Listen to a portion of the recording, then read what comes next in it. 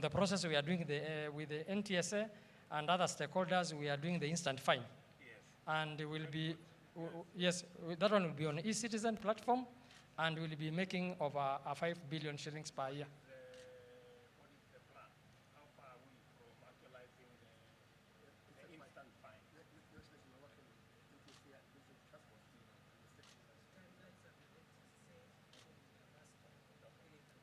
All right, thank you. Thank you, sir.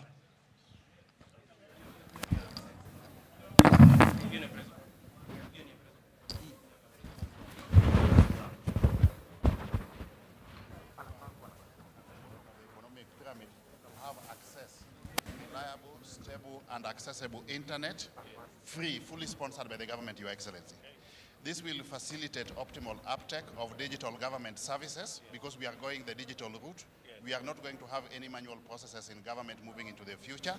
It will also facilitate e-commerce end to end, from the source of raw materials up to the market. Correct. Maybe I can ask my PS to add. Your Excellency, this is now 2001 Wi-Fi we are launching, KICC exhibition area and the City Hall Way. So it's serving the Governor's Entrance Office and the KICC exhibition area. So this will provide inclusivity to our people. They can enjoy the citizen services from anywhere in the markets, in the parks, and this 2,201, 201. 10% of our target for this year. By the end of December this year, we'll have done 2,000.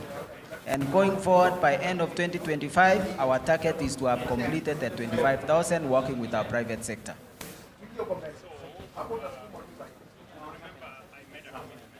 Yes, Your Excellency. Yes, Your Excellency. Yes.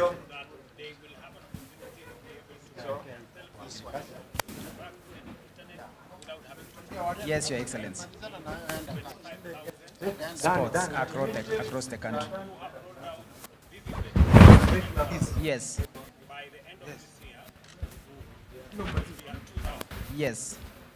and by 2025, Yes. sports around the country. Across the country. That will be the case also in the 1,450 ICT hubs. Is that correct? In the 1,450 digital hubs, we will also have Wi-Fi's, and the target for that is to complete between three to 5 years, because we are working with the members of parliament using the Constituency Development Fund. So we are agreed that we are on course. We are on By end of 2025, we will have 25,000 sports in Kenya, markets,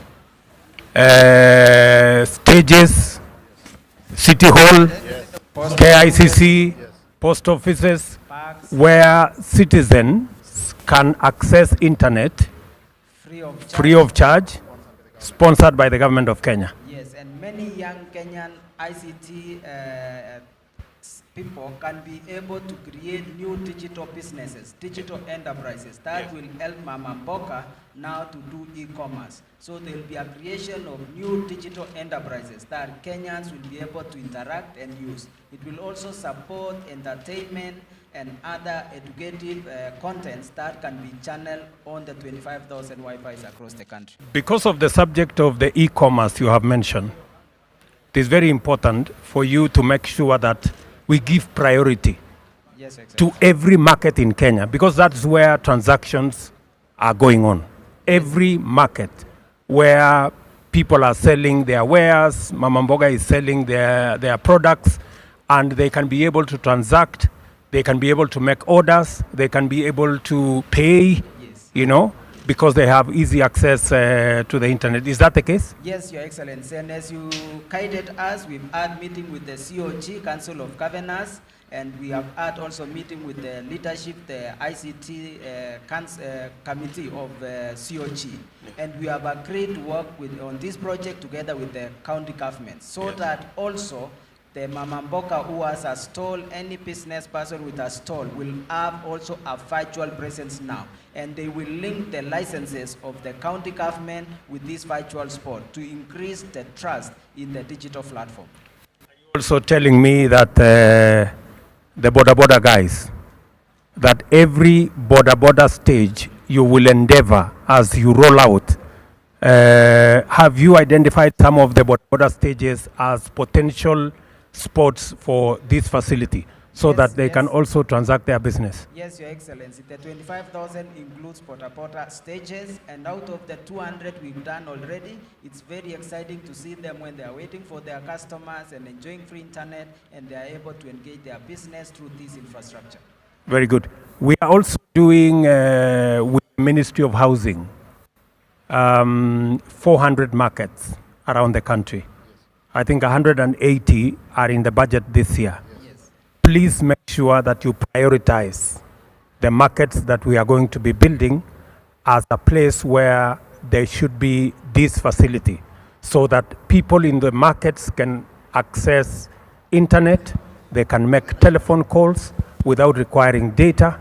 Although in this budget also we have reduced the cost of data so that people can can communicate much more easily.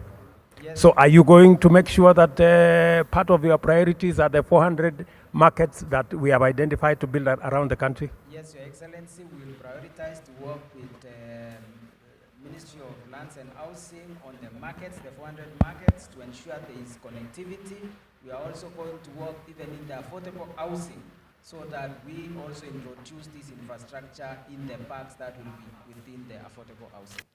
You are aware we are also doing 47 county aggregation and industrial parks. Yes. And those will be centers of commerce. Yes, Your Excellency. We want to make sure that we introduce COMEX, commodity exchange, Yes. where one county aggregation and industrial park can know what products are there, what are the prices, Yes.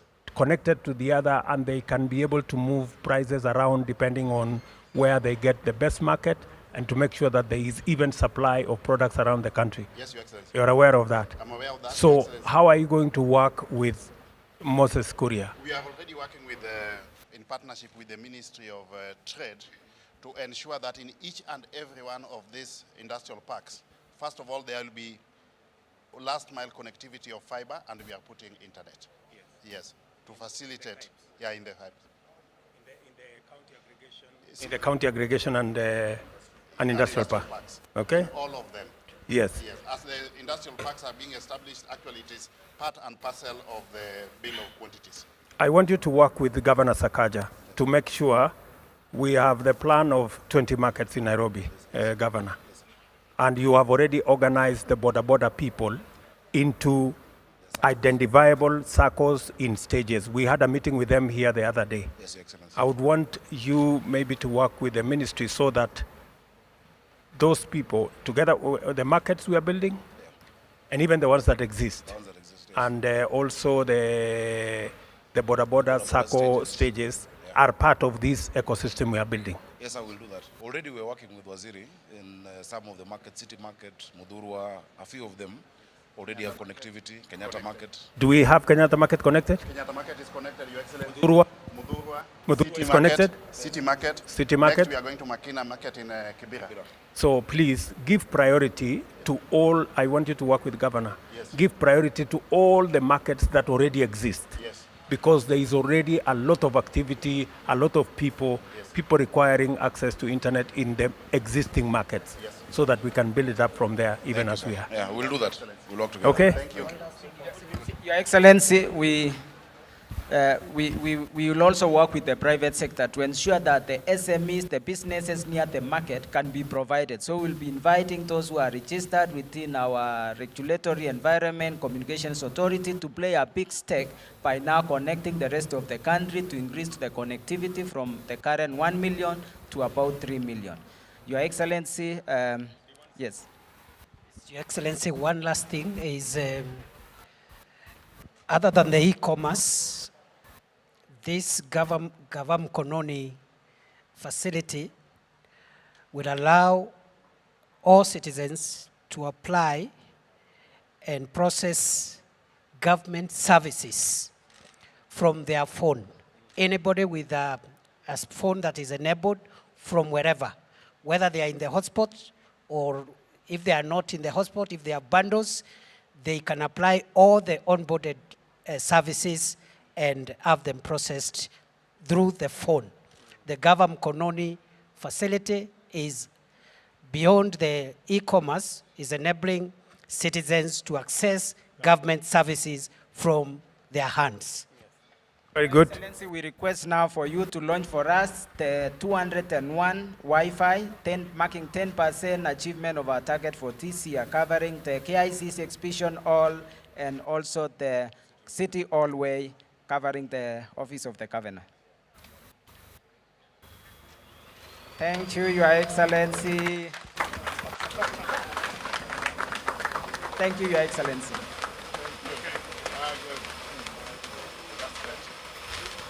Can people now around here, can they access the mujaribu? Iko sawa? Very good. So you can do something. Asante sana.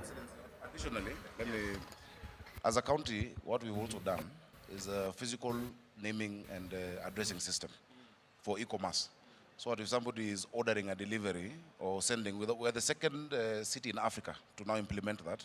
And so we'll plug into their system for the physical addressing. So you have a unique digital address for deliveries or for dispatching for your business, for commerce. So we link up with the ministry. Make sure that, because I hope you are working with the county together with what we were doing around that space. It's a joint effort. Yes, we are working in partnership with the counties because the direction we want to have a national addressing system on the basis of which our e-commerce can be anchored. Thank you, Your Excellency.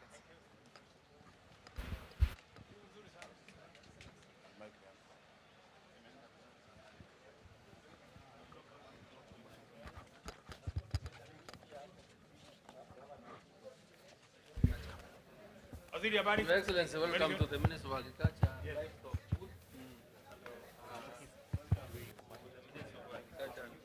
Livestock booth.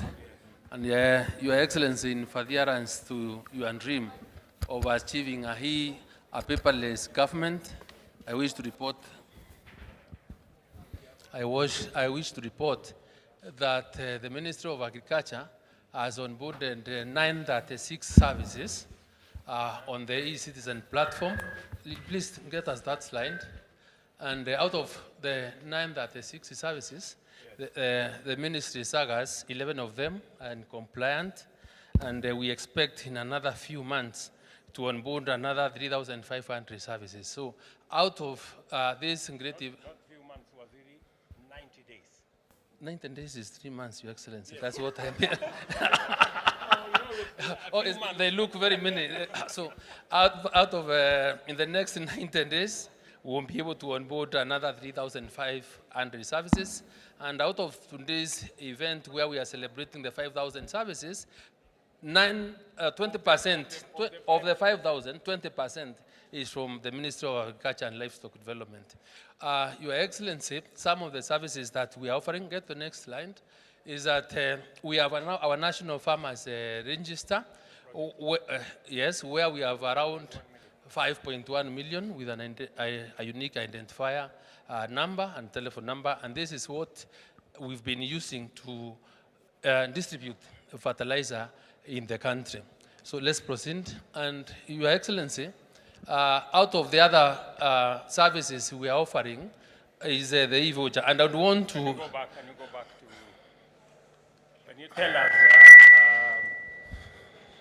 Can you tell us how many... What is all this? How many bags of fertilizer did you get? Because we should be able to... Correct. Yes, just get to that slide where out of this e-voucher subsidy, e-voucher system, Your Excellency, we've been able to serve 40 counties.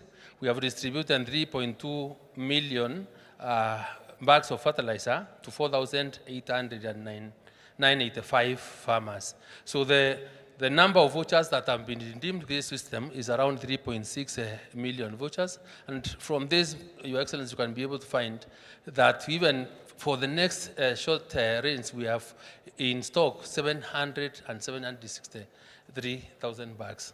So the value of the volume transacted through system is around 11.3 billion. By the farmers. By the farmers. Great.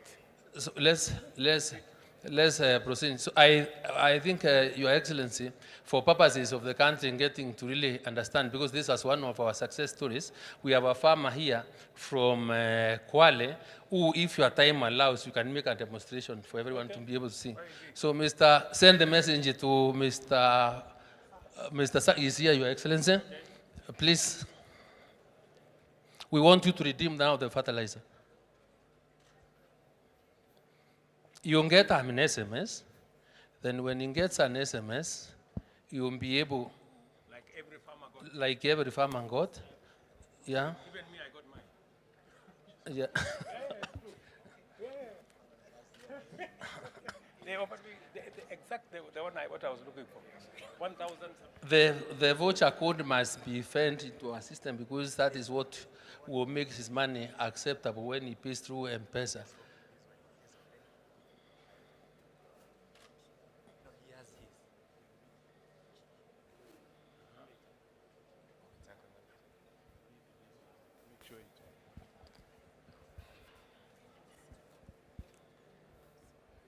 So you say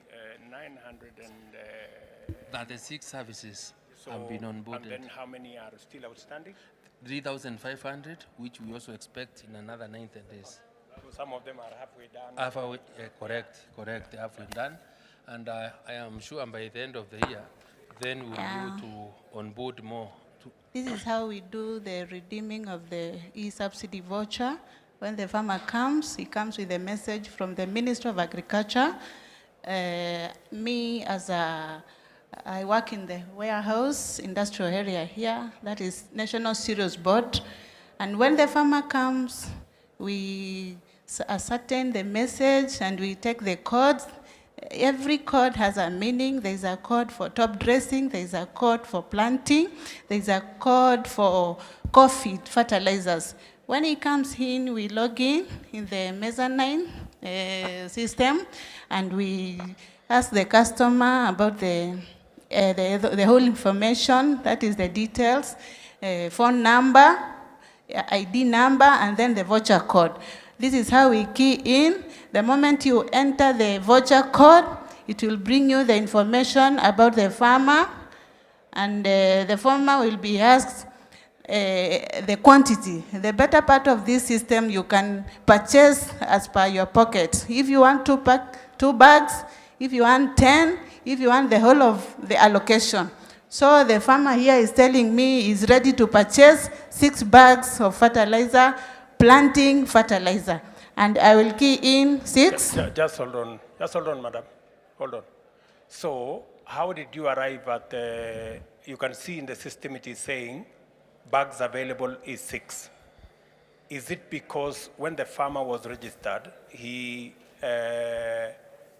gave the acreage of his farm, and therefore the system already knows that for a farm this size, then the fertilizer should be made available to him is 6 bags. Is that correct? Yes, His Excellency. That is correct. Yes. That is to avoid a farmer buying more than his farm can take. Exactly. Because if you buy more than your farm can take, it means you are doing some other stories with it. Yes. And because you don't want a farmer to buy and go and trade with it. Yes. It must be for his farm. Yes. Is that the case? Yes. Okay, proceed. Yeah, I'll go ahead and put the total number of the farmer who is ready to purchase, and the moment I click set the quantity, and then we'll kindly, yeah.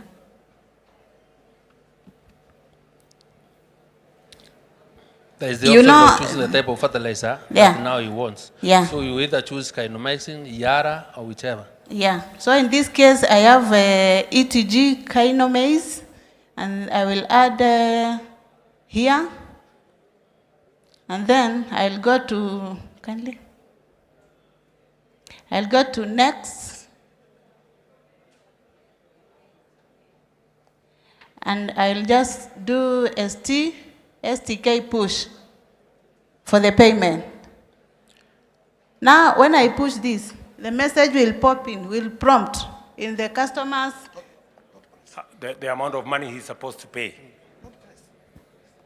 Farmer, wake up. You want to see the message. Read the message from your phone. And so that now you can pay. And home. Got home. It will prompt. It will prompt. So the message for payment will, now you can put in direct your M-Pesa PIN.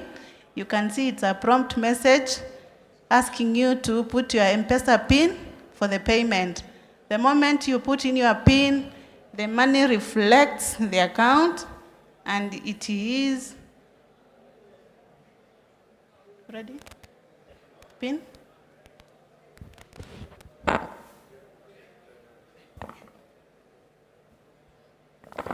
Yeah.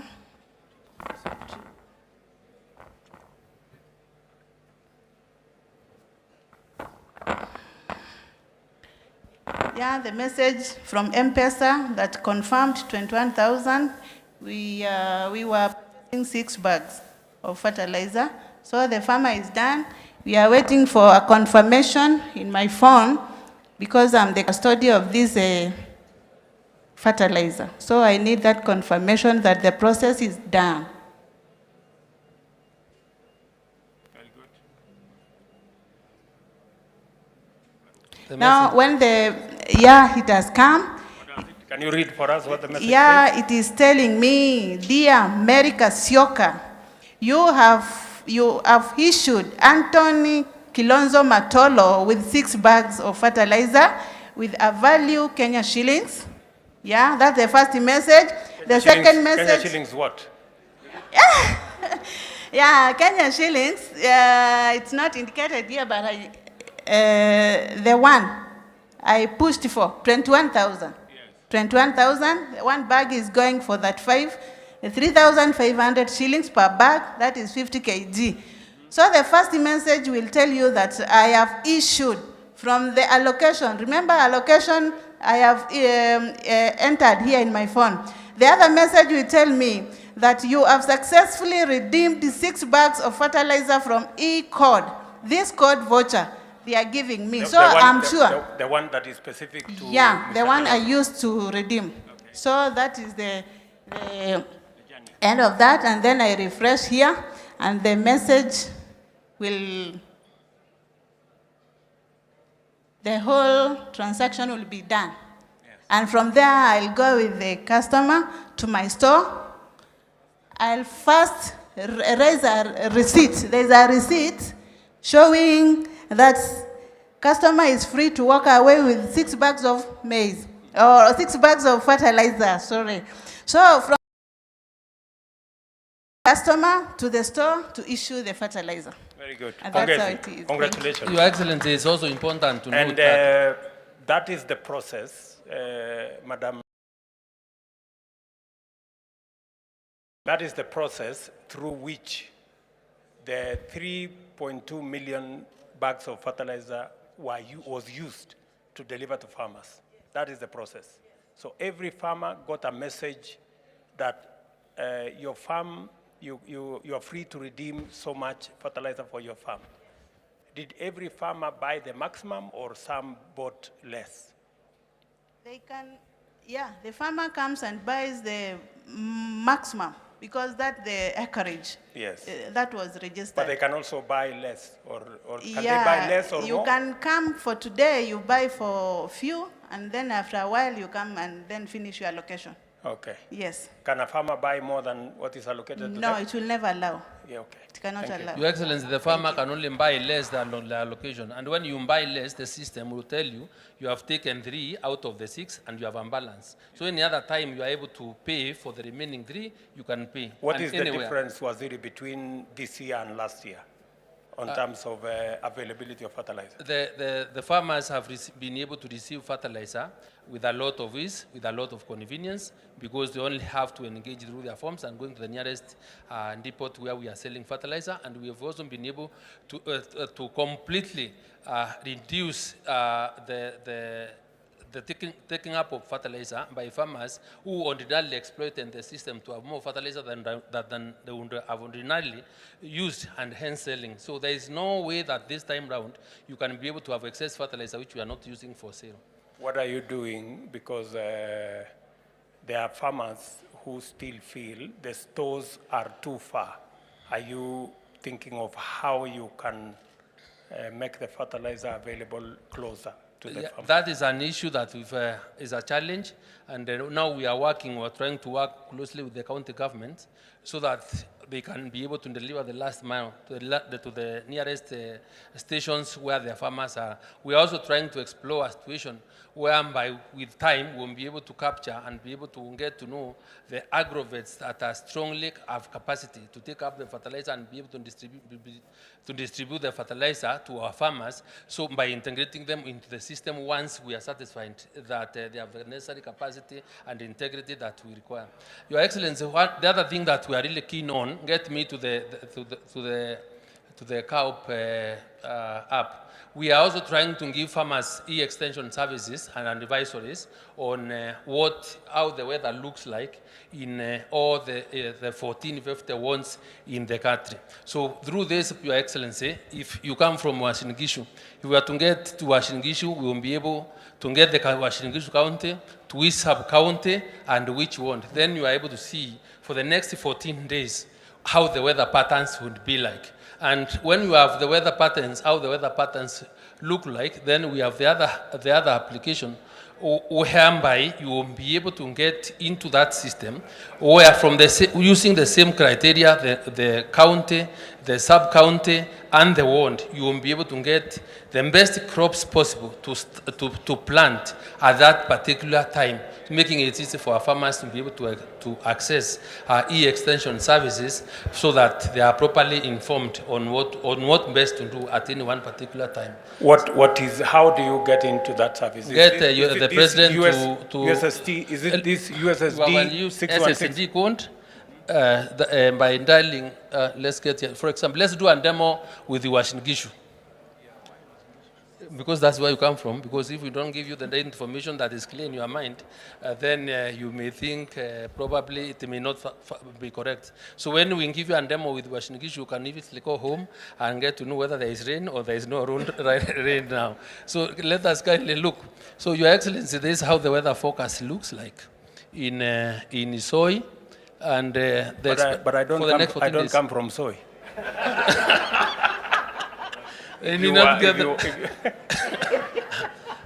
Let us take him to his word. I don't come from Ask our client to be able to give you the right details. I come from Moiben. Yeah.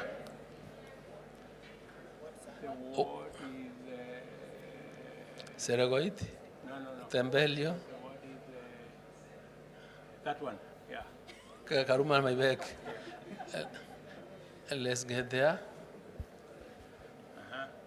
This is now how the weather looks like for the next 14 days. This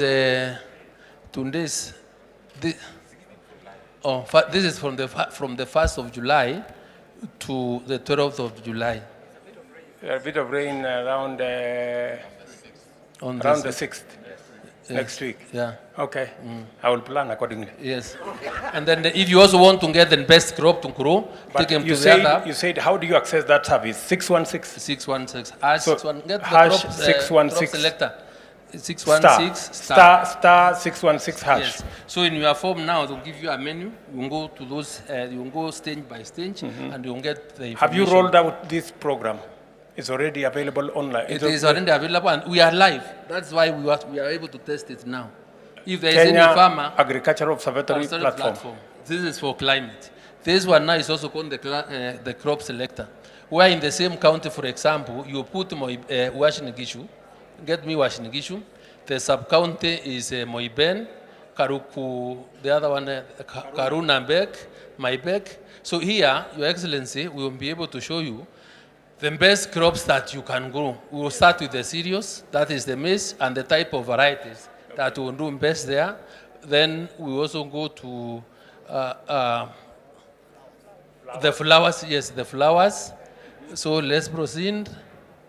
We have the fruit trees, we have mangoes do well, the pears, and the mushroom. And this is how we expect through this appreciation of the digital technology to get our farmers. Is it available only in Uasin Gishu or countrywide? It's the whole country. You can pick any part of the country that you want to check. The whole country? The whole country, Your Excellency. Can you go to Wajir? And Wajir.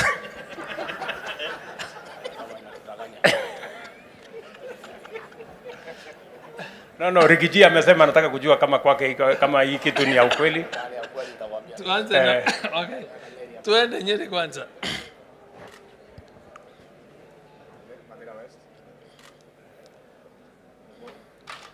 And Ruguru.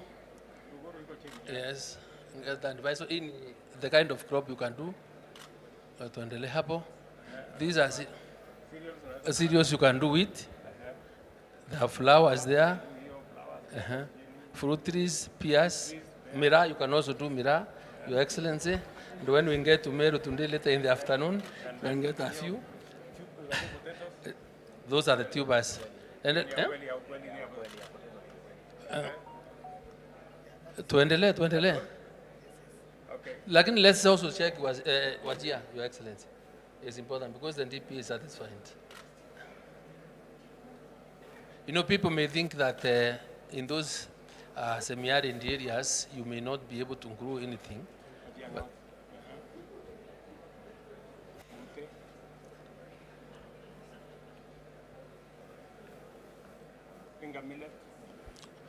foxtail millet. You can do maize also? Yes. There is even a member of parliament who has been inviting me to go there. Yes, so it's being done. Thank you very much. It's being done. Asante, Your Excellency, karibu to the Minister of Housing. Asante.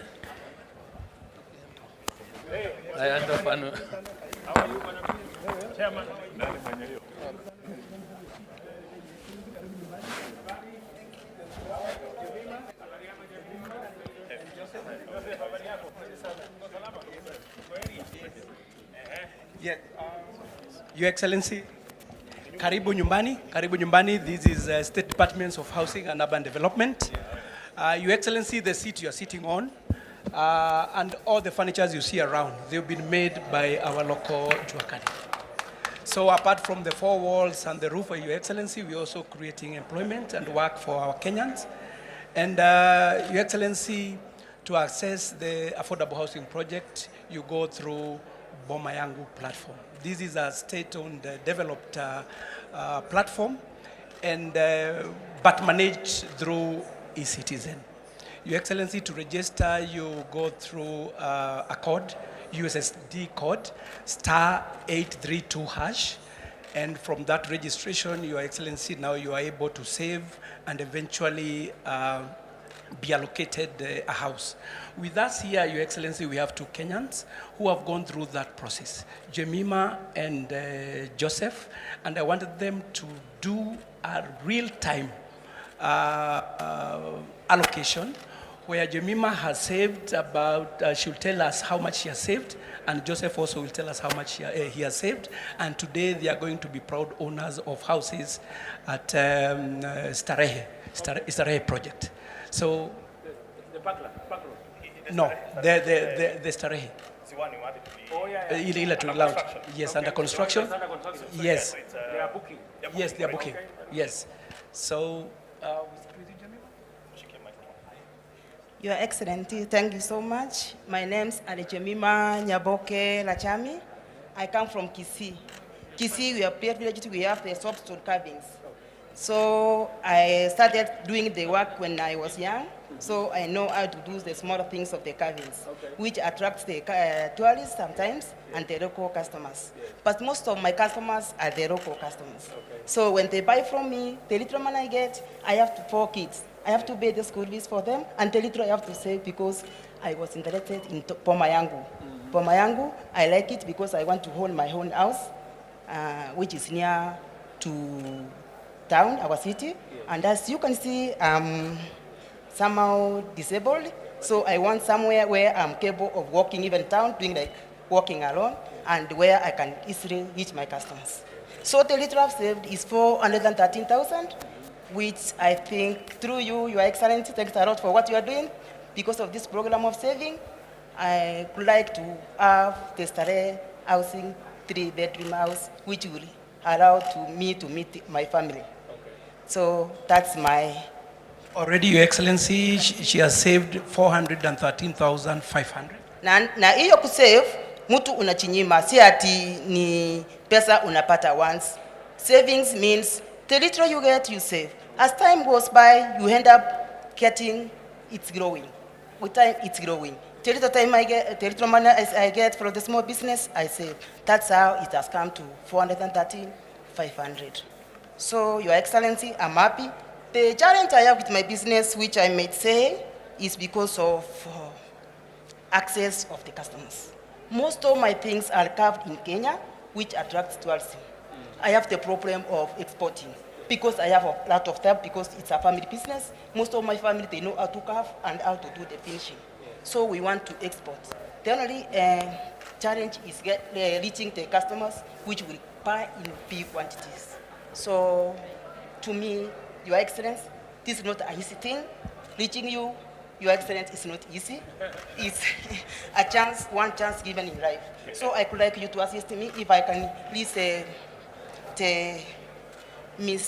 Excellency for Trade, Mr. Kuria, so who is, I think, will access me, how I can reach the tourism people, or I can do my export to foreign countries like European countries, which would like my things because I do them as alone. And I can even encourage those ones who are disabled like me.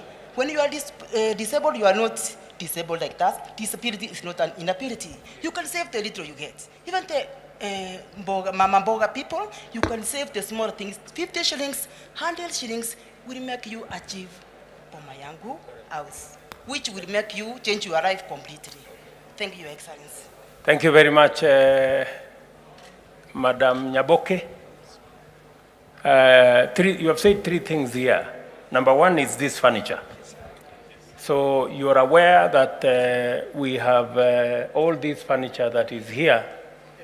We have decided as a government that all furniture that we are going to be using in Kenya, starting with those we buy as government, must be furniture that is locally made. The Buy Kenya, Build Kenya must have some meaning, number 1. And that is why we have said in this year's budget that importing furniture will attract taxes, because we believe we have built enough human capital, enough skills and expertise to be able to make furniture in Kenya that is good quality and that can serve us. That's number 1. And I want to encourage Kenyans, wherever they are, you should be able to buy local furniture that is made by our young people, that is made by our entrepreneurs. Number 1. Number 2, Madam Nyaboke here has said is engaging on this platform of Boma Yangu. And in Boma Yangu, you don't have to know anybody. You don't have to know the PS, you don't have to know the chief, you don't have to know the next guy. It is just by going, what is that USSD number?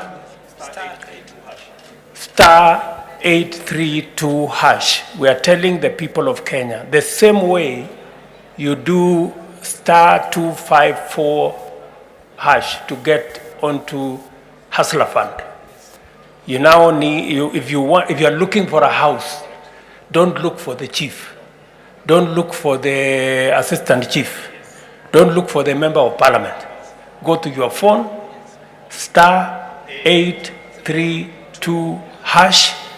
You will get onto this platform. You will get the places where government is building houses. We will roll out now this exercise in every county and in every constituency. And you are free to choose where you want to buy a house. If you want to buy a house in Nairobi, even if you live outside Nairobi, you can buy a house in Nairobi. If you want to buy a house in Nyamira, even if you come from any other part of the country of Kenya, you can buy a house in any part of the country. This Boma Yangu will not discriminate. It will take you as a Kenyan, and you need to save so that you can buy a house. We are very happy that now Parliament has approved the program that will enable government deliver on this project of housing so that more Kenyans like Nyaboke here can have access to a house to buy. And we are making those houses affordable. This house that we are building in Starehe is among the affordable houses, but there is a lower category of houses that we are going to have, social houses, that will even be cheaper than this. They have social housing here as well. They also have social housing in this program. So that's very important for us to know, because many Kenyans are asking us, how sure am I that I'm going to get a house? How will I get a house? This is how you get a house under the government's affordable housing program. #832 *832#. You will be there. Begin the process, start the saving, identify the house you want to buy. If it is available, you will, the system will tell you so many houses are available. You can choose which floor, you can choose what type of a house. Are you looking for a social house? Are you looking for a 1 bedroom? Are you looking for a studio? Are you looking for a 3 bedroom? It will all be available there, and you don't have to know anybody. Technology has made it possible for us as an administration to eliminate knowing people, favoritism, corruption, that you have to pay somebody to get what you want. The system has no human interaction. We upload and you will know when the house will be available. You will know how much deposit you need for that house. And now that we have the housing levy, we will not only make these houses a lot more affordable, but there will be a mechanism for you to access a mortgage for us to make it possible for more Kenyans to own homes. I think that is, yes. But also it's important to note that Boma Yangu is actually a marketplace. So everyone that is in the market is integrated. So for example, Starehe, the developer is here. So Starehe units are already uploaded. The financiers are also uploaded. The Juakali people are also uploaded. So everything, it's a digital space where we bring everybody that is dealing with the matters to do with housing on one platform. So that is very important. And the other thing that is very important, Your Excellency, and I think that is what you have alluded to, is that we are rolling out housing in every constituency. So far, under evaluation right now, we have the first 29, which are almost ready. 29 constituencies. 29 constituencies for our 200-unit program. Then we have another 66 that are at the design stage. In total, we have ready 178 constituencies that are different stages, because there is assessment, planning, and all that. That you already have where to build. The land is available. In fact, we have 524 parcels of land. So there are some that are going through initial assessment, some are going through planning, some are going through design. And so you can look at Boma Yangu as a conveyor belt, where we will be at various places, then it's uploaded. So it is important that Kenyans get used to the platform, and they can know, once they register, by the way, Your Excellency, they elect where they want to buy a house. That's important for us also, because we are able to have demand-driven housing. 2, once they elect, they will be notified when a housing scheme is coming up. They will get a notification that now there is a housing scheme coming up at your backyard. So you can start, you can go, you can look at the renders, and you can choose the unit that you want. and you continue saving towards it. Once you hit the threshold, which is 10% deposit, we will finance you 90%. That is how it works, Excellency. So, hapa katika hii mtandao ya boma yangu, Mkenya anaweza kuamua mahali anataka kununua nyumba. Kabisa. Na ataambiwa kwa hii mtandao kama kuna tayari manyumba iko inajengwa. Yes. Ama kama hakuna ataambiwa ni lini itakuja. Ni nini itakuja. Na ikikuja aanze kusave. Aanze kusave kabla. Kabla. Aanze tu kusave. Anaweza kuanza kusave hata saa hizi. Hata saa hizi. Akingojea. Yes, hata saa hizi akiregister. Kuna kiwango ya kusave ama unaweza minimum ni shilingi 200. Kila kwa any transaction minimum 200. Utume 200 ukingojea. Kwa sasa hivi Wakenya wangapi wako wmeanza kusave? Tuko na 367,000 Kenyans ambao Wakenya 1367. Yes. Tayari wako kwenye boma yangu. Wameregister. Alafu tuko na kama 33,000 ambao ni active savers. Wakenya 33,000 yes, tayari wana save. Wanaendelea kusave. Naweza kupatia statistics za jana kwa sababu tuko na live dashboard. It's only tungeweza kutoka hapa lakini ninaweza kuonyesha haraka sana. Tunapata this information. Sasa jana, Your Excellency, tulikuwa na watu 125 waliregister. Jana. Waliregister. Katika mtandao hii ya boma yangu. Jana walisave 367,910. Yes. Jana peke yake. Jana peke yake. Yes. Average saving ni about 43,500 a day. Yes. Wana save. Katika hao hii mwezi peke yake wa June tuko na 10,538 already wameregister. Hao wamesave since June ianze 17,443,626 shillings. Na the number of people total registered at boma yangu ni 367,373.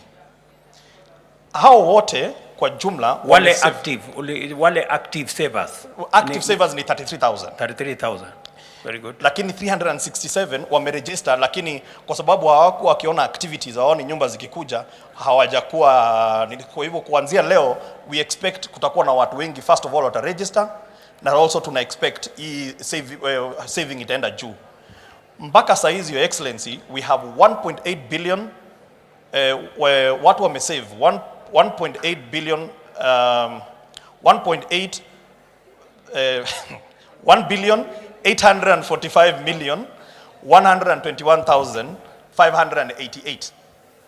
Okay, so message kutoka kwetu kwa Wakenya ni kwamba kama serikali tumesema tunataka kujenga nyumba 1,200 kila mwaka. Hizi nyumba 1,200 kila mwaka zitajengwa sehemu zote za Kenya. Sehemu zote za Kenya. Kufikia sasa tuko na constituencies 178 ambayo tayari tuko na mipango katika viwango mbalimbali. Kabisa. Shamba imepatikana kwa constituencies 100. No, tuko na shamba katika constituencies zote. Constituencies zote tuko na mashamba. Kumepatikana mahali ya kujenga hizi manyumba. Lakini lazima, kwa sababu kujenga lazima uanze assessment. Yes. Kwa sababu pia lazima tuangalie ni mahali gani iko karibu na infrastructure ili tusikue na gharama kubwa ya infrastructure. Kuna lami, inaweza maji itafika pale namna gani, stima itafika pale namna gani. Kabisa. Lakini zile ambazo zimepita hiyo line ni 178. So tayari constituencies 178 wamekuwa assessed. Yes. Na wamepita mtihani kwamba tunaweza kuanza kujenga nyumba. Kabisa. Sasa ile kazi inaendelea ni kuchora, kupanga, alafu tutaweka kandarasi, alafu ndio tutaanza ujenzi. Umesema kwa hizi constituencies 29. Yes.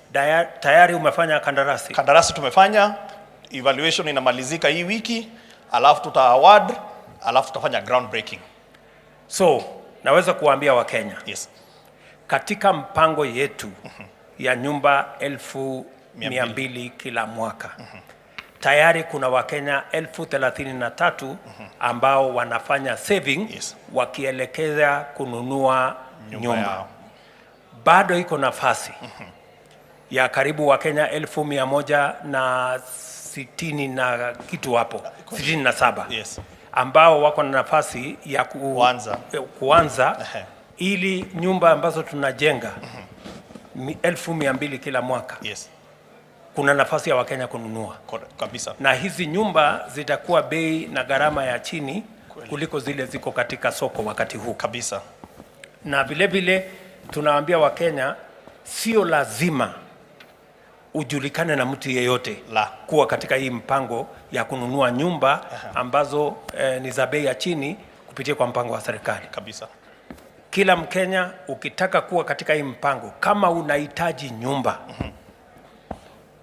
enda kwa simu yako *832# utakuwa kwa hii mtandao, utakuwa kwenye mtandao, alafu utasema unataka nyumba, utaonyeshwa mahali kuna mpango ya kujenga nyumba.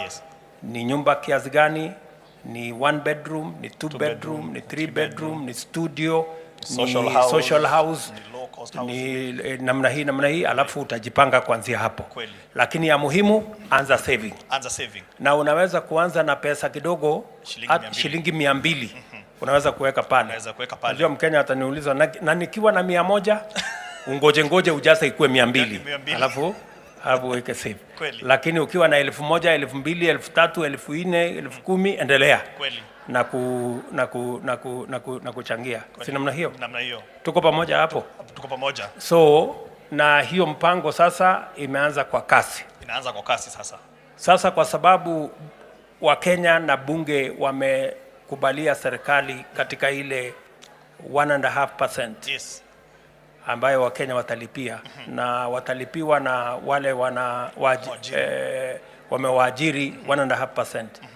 Itasaidia idara yako kwa njia gani katika hii mpango ya housing? Itatusaidia kwa njia hii, Your Excellency. Sasa tuna wale investors. Tuko na over 200 investors ambao tume on board throughout the period. Wengi wao kama uliona, tulikuwa na nyumba tulikuwa tumeweka especially western side ya Kenya. Tulipeleka kandarasi, tulipata tu wachukuzi 2 peke yake, kwa sababu wakiangalia pale wanasema hawaoni kama kuna manufaa huko ama kuna watu wanataka kununua nyumba. So lakini tukiweka Nairobi na Kiambu na hapa karibu, tulikuwa na investors zaidi ya 100. Sasa tunataka kuambia investor hivi, wewe uje na pesa yako, tutakupatia shamba mahali ujenge. Ukimaliza kujenga hizo nyumba kulingana na ile makubaliano yetu, utupatie ufunguo, sisi tukulipe. Kwa maana sasa Wakenya wanaanza kujumuisha pesa kila mwezi, na tutakupatia ile kitu inaitwa off-take guarantee. Kwa hivyo kule Nyamira ama kama ni Kihancha, you don't need to worry kama ni nani ananunua nyumba huko.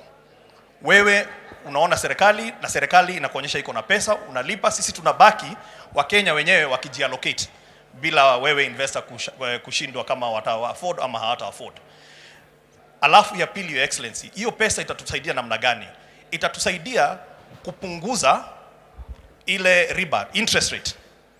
Interest rate saa hizi uliona juzi Central Bank wameongeza ile interest rate. Ni kumaanisha kama uko na mortgage huko nje labda karibu ifike 20%.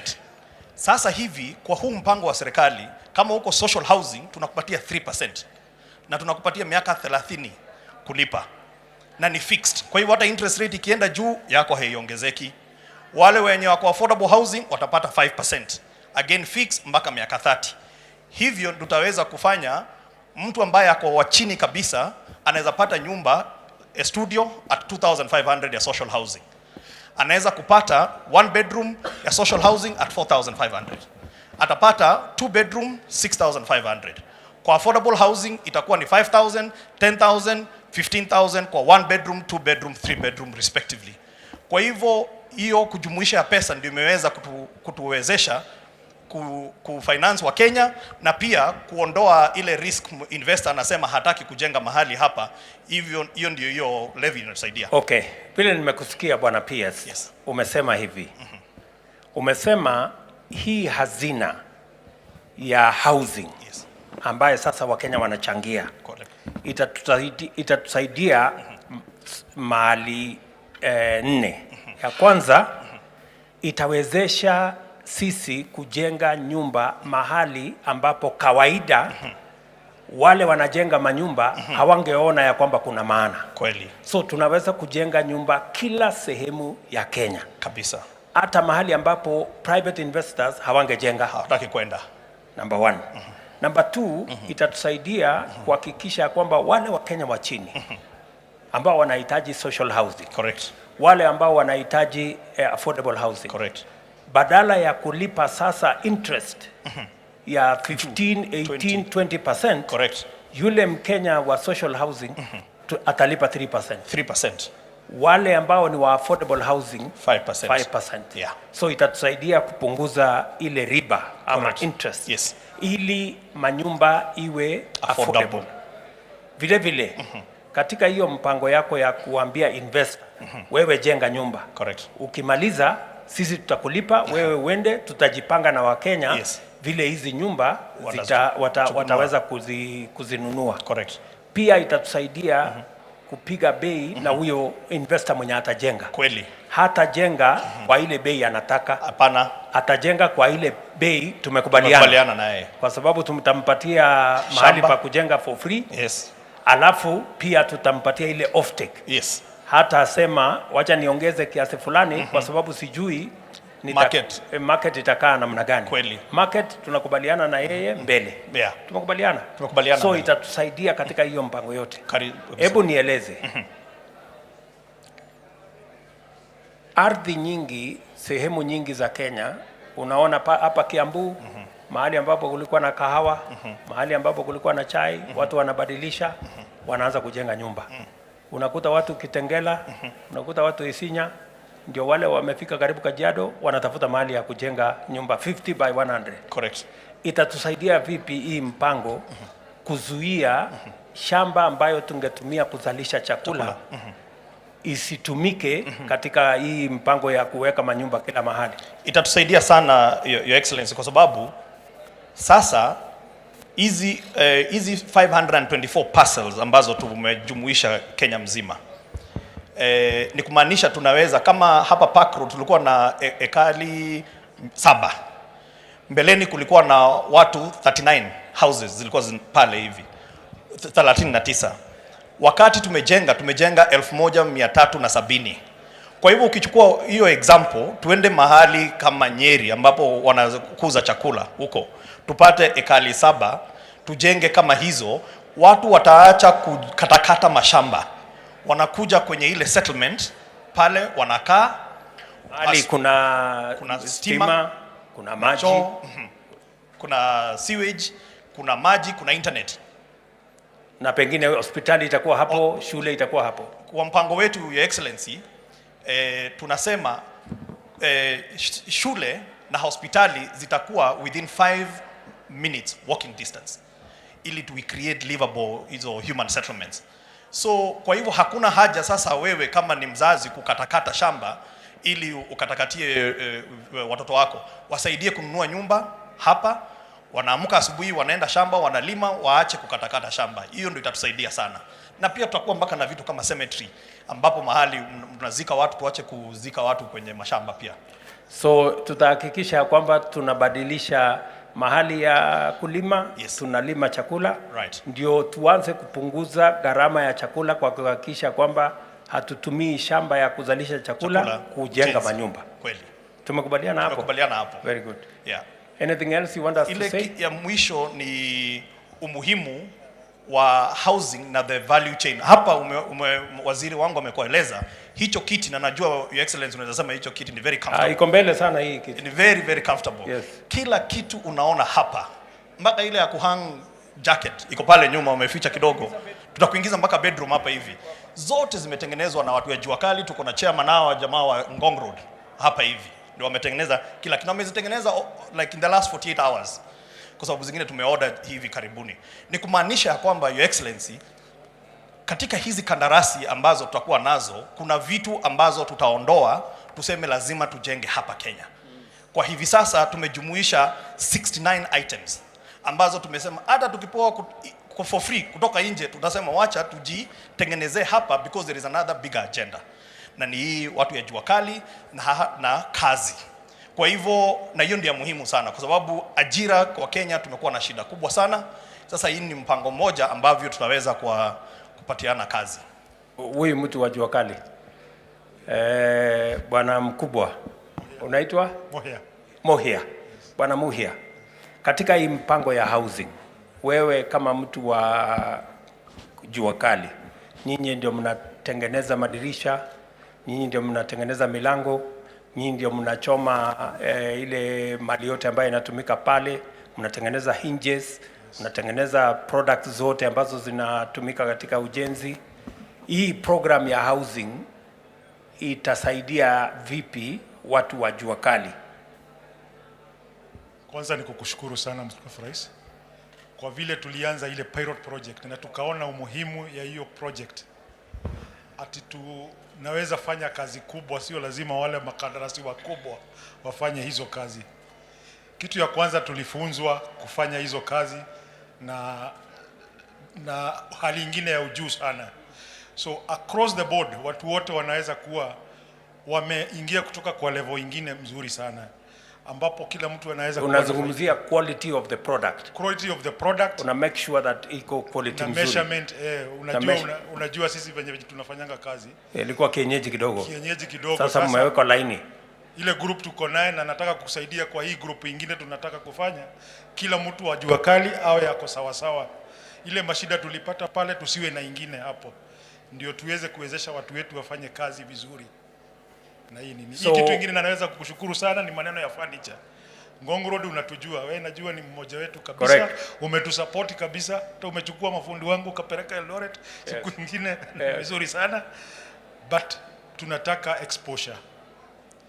Tukipata tu exposure, watu wanaweza hata tengenezea kitu nyumba ya nyumba na mtu analete kwa display pahali. Kama correct. Hapa tukipatiwa subsidized prices, tunatengeneza 1 quarter hapa. Yes. Tunalete vitu kama venye umeziona. I hope hakuna mtu hajafurahia vitu ziko hapa. No, hii kitu iko mbele. Yeah, sasa tukipata ni exposure, lakini imekaa kama wiki kama 3 hii kama haijanunuliwa. Lakini ikikuja hapo watu 100 wanaiuliza. Yes. So tungetaka tayari watu 4 wameulizia kununua hii. Nimekaa naye mwezi karibu 2 huko workshop. Sasa unaona tukipatiwa exposure tuwe na kitu kidogo tu kama exhibition quarterly. Yes. Ama any county, every county. Very good. Watu wote wakitengeneza zinakongamana pahali moja zinauzwa. Nitaambia waziri wa trade apange hiyo mambo ya ndio Wakenya wajue ile products tuko nazo, products jua kali inatengeneza, ndio wawache kwenda kununua hizi vitu kutoka sijui dunia gani. China tunataka tulete tu mashini na Wachina wawili wa kutufunza. Wakishamaliza wanapanda ndege tu, sisi tunabaki tukiwatengenezea furniture. Sio kuleta vitu kama hizi huko. Sasa tunataka tuwe upscaled. Yes. Na in the next few years kila mtu anakuwa very good. Hapo sawa kabisa. Ningetaka kuna mzee amekaa karibu na wewe. Alikuwa wacha akwambie tu kwa dakika tu moja. Okay. Mheshimiwa Rais, kwa majina yangu ni Joseph Ngige Kairu ambaye naishi pande ya Ruiru siku hizi. Na historia. Unaishi wapi? Pande ya Ruiru. Ruiru, Kiambu County. Sub County, Ruiru Sub County, Kiambu County. Na nimewahi kuwa bereni hapo mtumishi wa serikali, civil servant. Nimefanya kazi hapa Kahawa kama civil servant miaka 31. Niliingia 1964 nikatoka 1995. Kwa hivyo nikaenda ndio nilijenga kanyumba kidogo hapo Ruiru, ndio nikaleta familia yangu hapo. Kwa hivyo ndio nakaa hapo Ruiru sasa. Hiyo miaka niko naye niliangalia hii muradi nikaona hapana, Kwa maana mimi sijaajiriwa na hakuna mtu anaweza kulipa kibarua. Mzuri niingie kwa hii mradi. Niliingia hii mradi mwaka wa 2019 ndio nilianza. Nilianza kusave kidogo. Sasa angalau niko na pesa kiasi. Kwa hivyo mimi ningeuliza kila mmoja yenu, wazee kwa vijana, wajiunge na hii mradi kwa maana iko na faida. Utapata rumu yako moja ama mbili ama tatu kulingana na mapato yako. Kwa nini usitoe? So naona hapa mzee umesave kuanzia tarehe 8 Januari. Ulianza zamani kidogo? 1981. Alianza huku chini. 2019. Naona ulisave 2019, umesave 1,000, 2,000, 200, 10,000 pale November. Hii 10,000 ulikuwa umeuza kitu? Kidogo. Naona umesave hapo. Ndio hiyo 20,000, 1,000, 20,000. Sasa hii umefikisha? Ndio hii 550. Ndio ningeuliza hata vijana. Kwa hii kwa boma yangu hii. Vijana mjiunge na hii mradi. Sasa unataka hawa wengine wote wajiunge? Wajiunge kwa kupenda kwenu. So nia yako kwa hii mpango unategea nyumba gani? Mimi nategea rumu moja tu. Wapi ume-identify mahali? Starehe. Pale Starehe. Unangojea hiyo ya Starehe? Tayari ume-identify ni gani? Which room? Uko na bedroom ngapi? Unataka one bed? Room moja tu. Ile one bedroom. Unataka kutumia kwa njia gani? Nataka kukaa ndio iwe makumbusho yangu. Yes. Kwa vile nimekaa Kahawa hapa na ni Nairobi. Sasa miaka 31. Nataka kuonyesha watoto yangu ile jasho nilikuwa nafanya hapa Kahawa ndio hii. Miaka 31. Asante sana. Shukrani. Mheshimiwa Rais, huyu mzee amefanya bidii kabisa na alikuwa civil servant. Hata mimi nilikuwa civil servant, nilikuwa na save kidogo. Amesave over 500. Mimi nitamuongeza 300 tuongeze kwa ile yake.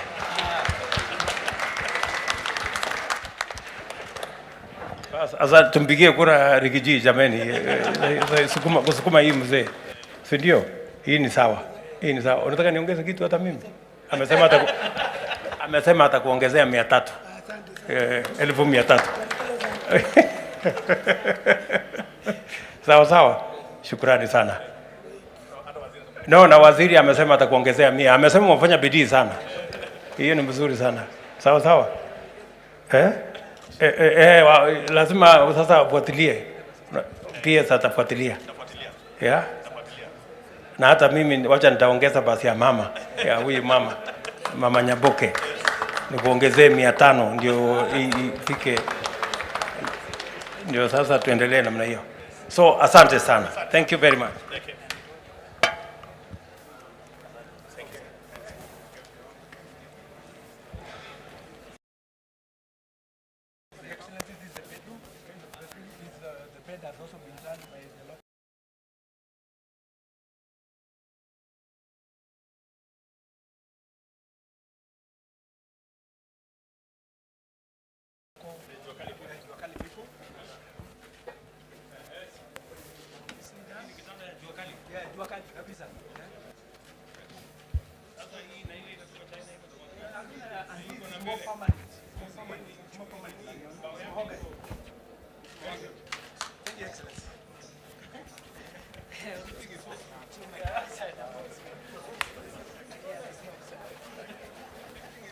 Your Excellency, we are now moving to the financial services. We have Equity Bank here.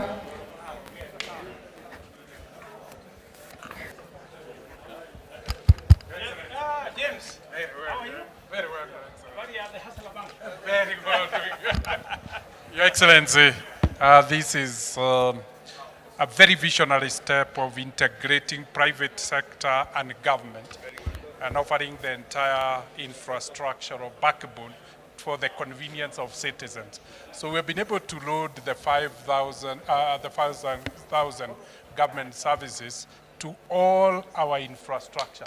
So whether it is Equitel, which talks of my money, my phone, my life. So my life is completed by the 5,000 services, whether it's marriage, business registration. Then we have put it in the Equity Super App so that for the young generation, they don't need the SDK, they're on the mobile.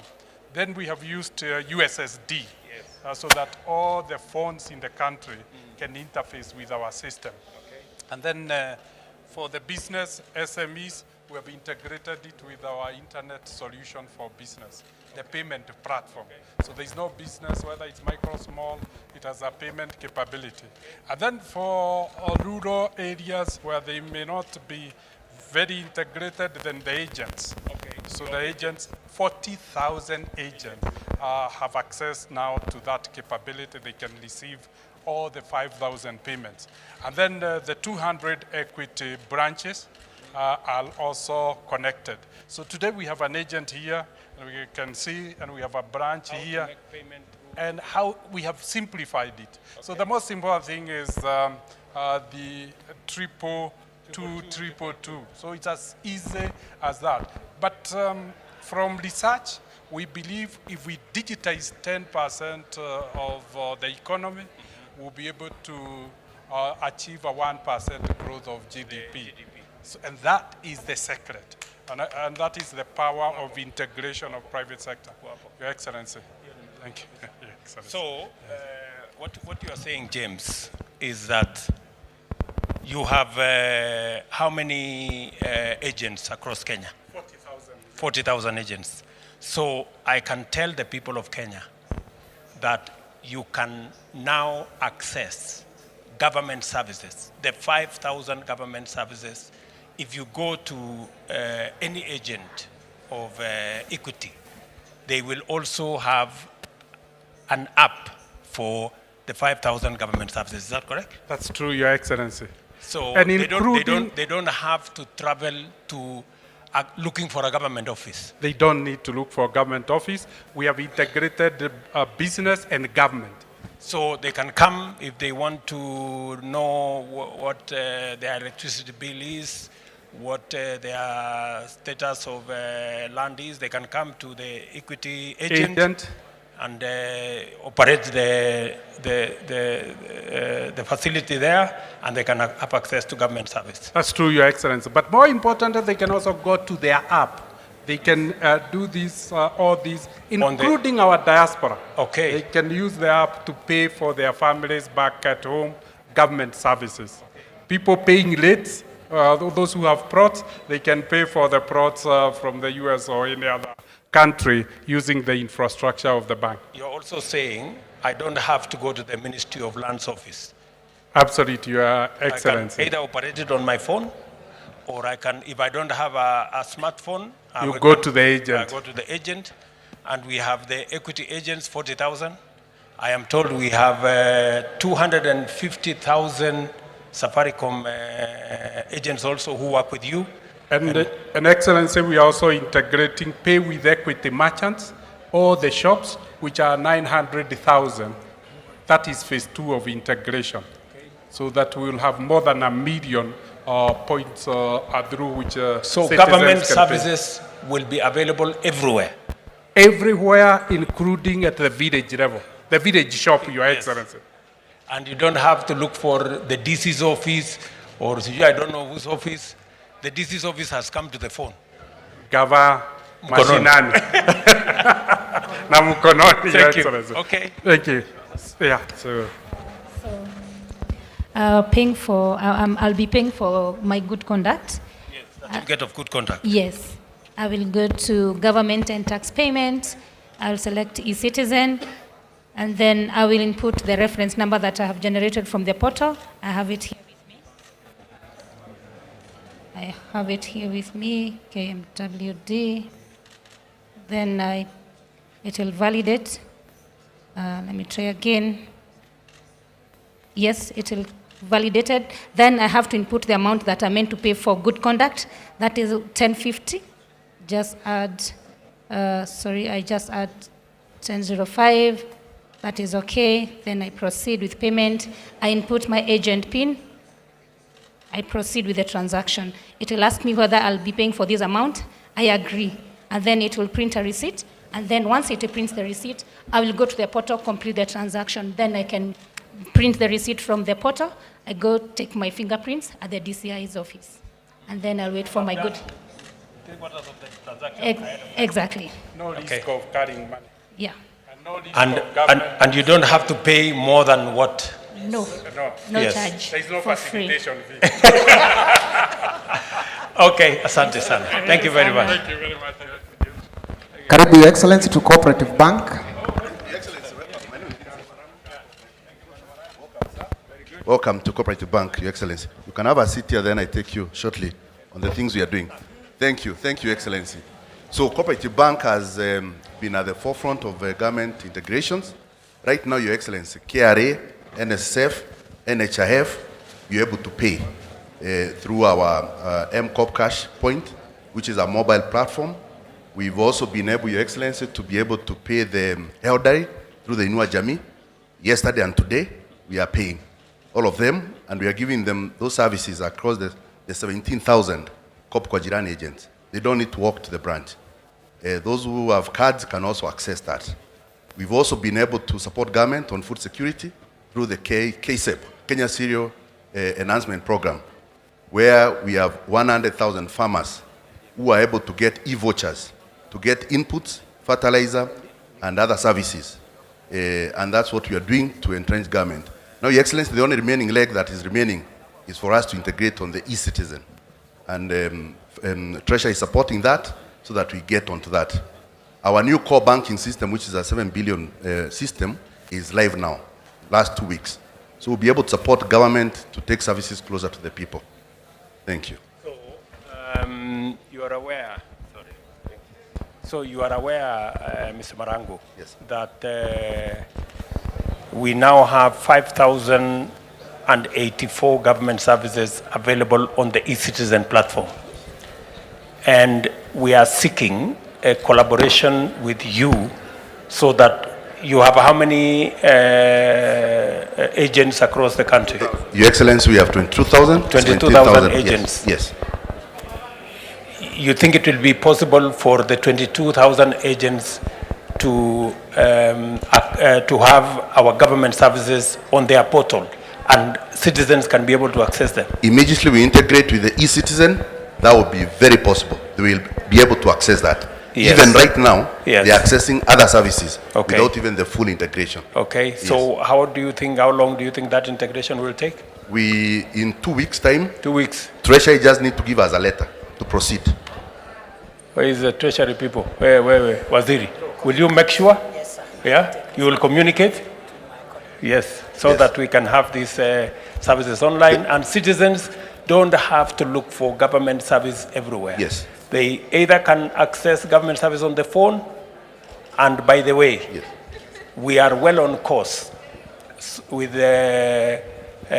our telcos, yes, in making sure that we will have by August, we will have a smartphone, yes, affordably, yes, working between the government of Kenya and our telcos, yes, of $40, which is like 5,400. Yes. You can now have a smartphone where all government services, including what you people are yes, looking for, will be available. Yes. Is that okay? And Your Excellency, on revenue collection, Governor Sakaja is here. For Nairobi County, we are collecting his revenues and also for KRA and 27 other counties. Okay. Yes. Very good.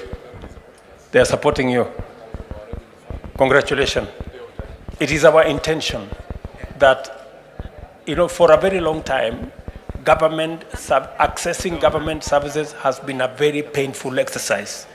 People go to a government office, sometimes it is closed, the fellow who is supposed to them is sick or has gone kujivinjari mahali fulani, they can only find a coat, hanged in some desk, and it is sometimes a very painful exercise. So we are trying to make government efficient. Yes, sir. we are trying to make government effective by making sure that you don't have to queue, you don't have to travel, you don't have to pay pass fare. You can access government from the comfort of your village, either on your phone or on all the other agents, whether it is Equity, whether it is Coop Bank like you, all the other banks, and of course, we are collaborating with Safaricom to make sure that their infrastructure also is made available to citizens as a place where they can access government service. Thank you very much, Your Excellency. You are ready to work with us on that? We are ready to work with you. Yes. Ready from day one. Ready from day one? Yes. And it's not going to cost any extra penny? No penny to the government and to the client. Thank you. Thank you, sir. Thank you, Your Excellency. Karibu sana to KCB Bank.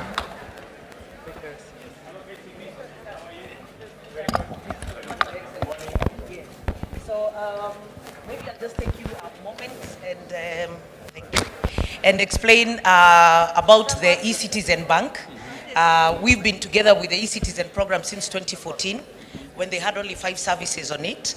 Now there are over 5,000 services and we are very proud supporters. If I can just show you here what the POS looks like, that is at all our agents, both in country, you can see there are eCitizen services, on our apps, on our USSD *522#, 844#, all of them are carrying eCitizen services. Yes, and the intention is that even the ones who are, we have over 6,000 e-agents around the world, all of them are carrying the eCitizen services as well. And our intention is to ensure that Gavam Kononi is published on our channels as well and availed across the entire network of the bank and across the group. So it is our pleasure, truly, to work with the government. Thank you very much. Sorry. Thank you very much, Madam. And I want to say thank you very much to KCB for being a partner with the government of Kenya on the delivery of the eCitizen platform. The eCitizen platform, as you are aware, we undertook that we were going to run a digital government. Yes. And my undertaking was that we are going to get at least 5,000 government services by 30th June. Yes. Which is today. Yes. and I am happy that we have managed to cross the line. You know, we are at 5,080 and 84. 5,084. Our intention, you know, when we came into office, we estimated that government services were around 7,000. But I think after now starting the digitization process, there are actually much more. I think we are discovering government services every day that need to be digitized. And therefore, it might go actually to between 9,000, maybe 10,000. Is that okay? Is that correct, Waziri? So although we have crossed the 9,000 mark, our intention is that by the end of this year, all government services, if they are 10,000 or whatever number they are, they must be on eCitizen platform. They must be available digitally. Yes. And part of what we are doing to make sure that as government government services go to the digital platform, citizens must also have access to the internet. Because if they are available online and citizens cannot go online, then it becomes difficult. And that is why we are rolling out the 100,000 kilometers of new fiber optic backbone. We're also doing 1,450 hubs in every ward. We are doing 25,000 hotspots across Kenya so that citizens can have access to the whole of that ecosystem. Now, let me ask you, the eCitizen platform with 5,000 now and 84 services, there is a dedicated government pay channel. Yes. 222, 222. Is that correct? Yes. 222, 222. Yes. And the expectation of the government of Kenya is that all government revenue must now go through 222, 222 so that Treasury can have sight of every government service that is paid for. And I'm going to be making an announcement here that in the next 90 days, Yes. all other pay bills, all other pay bills must be shut down. Because we have a problem of some of the pay bills that even we cannot account for. We have close to 1,000 plus pay bills all over the place by all manner of people, some of which we don't even have sight of. Yes. They must now be closed down, Yes. and all government money will be paid through steps have you taken to make sure that that whole ecosystem around 222 is safe and works for the people of Kenya? And what is the connection between you and Treasury in that system? Okay, so we are the settlement bank for e-citizens. So all the payments will end up in the government accounts that are held in KCB Bank. Our intention is to ensure, because the convenience for all Kenyans is to have the option that regardless of where your source of funds is, whether you're carrying cash, you want to do it on mobile, you want to do it from card, you want to do it from out of the country, all of it must terminate through one channel and into one account. And that is what will ensure then that there is confidence that revenue assurance is being tracked. So our intention as the organization that is tasked with the responsibility of ensuring that the government funds are followed to every cent, that this is channeled through one path. And regardless of the source of funds though, then the Kenyan can be able to, regardless of whether you're carrying cash, you can go to any agent regardless of the bank, regardless of the location or where you are, but all of it at the end of the day will channel through one path. So maybe another thing that I would want to mention now that we are discussing this whole ecosystem, apart from making sure that there are no multiplicity of pay bills, yes, you know, by government agencies, number one. Number two, all payments. No citizen should be told, go and pay for this service using this pay bill. No. No. All Kenyans must know, if I have to pay for a government service, it has to be 222, Yes. number one. Number two, even if I have to pay cash, yeah, somebody should not tell a Kenyan, go and deposit this cash in bank account X. No. No bank account X anymore. Yes. If it has to be in cash, go get the cash, get it into pay bill. Yes, go to the agent, put it in that pay bill. Yes, put it in that pay bill, and, Yes, and so the that payment completes. we are all clear. There is no government revenue being put in accounts which nobody knows where it is going. Yes. For citizen to know that I am paying for a government service, Yes. it must end up in 222. Yes. Are we- All of it will be channeled through that one channel. Very good. And the holder of that account is Treasury. Yes. The holder of that The account. owner of the account is the owner of the account is Treasury. So the money will go to Treasury, Yes, or it will go to KCB. It will go to Treasury. Yes. It must go The- to central bank. Yeah, the to account. channel it, yes. because the connectivity must be in place. Yes. That is what your bank is good for. Okay. Thank you very much. Thank you, Your Excellency. Thank you, Your Excellency. You are now entering the Ministry of Health. Hello. Welcome, Your Excellency. How are you? Fine, thank you, sir. Welcome to the ministry. Yes. Thank you very much, Your Excellency. This is the Ministry of Health, together with my PSS and my technical teams here. Your Excellency, one of your agenda is digitization. So what we have done at the ministry, we have developed our digitization vision board. This is how it looks like, Your Excellency, that you have already given us an enabling environment based on your pronouncements. And based on this, we are working together with the Ministry of ICT that has provided for us the national ICT infrastructure to ensure that there's connectivity through the local area network, wide area network, and fiber. We are working together very well, and they are assisting us even in development of our other areas. Your Excellency, at the middle here, this is the National Core Digital Health Services. And in this National Core Digital Health Services, Your Excellency, what you see in green, Kenya Community Health Unit Registry, Kenya National Health Terminology, Kenya Health Facility Registry, we have already achieved.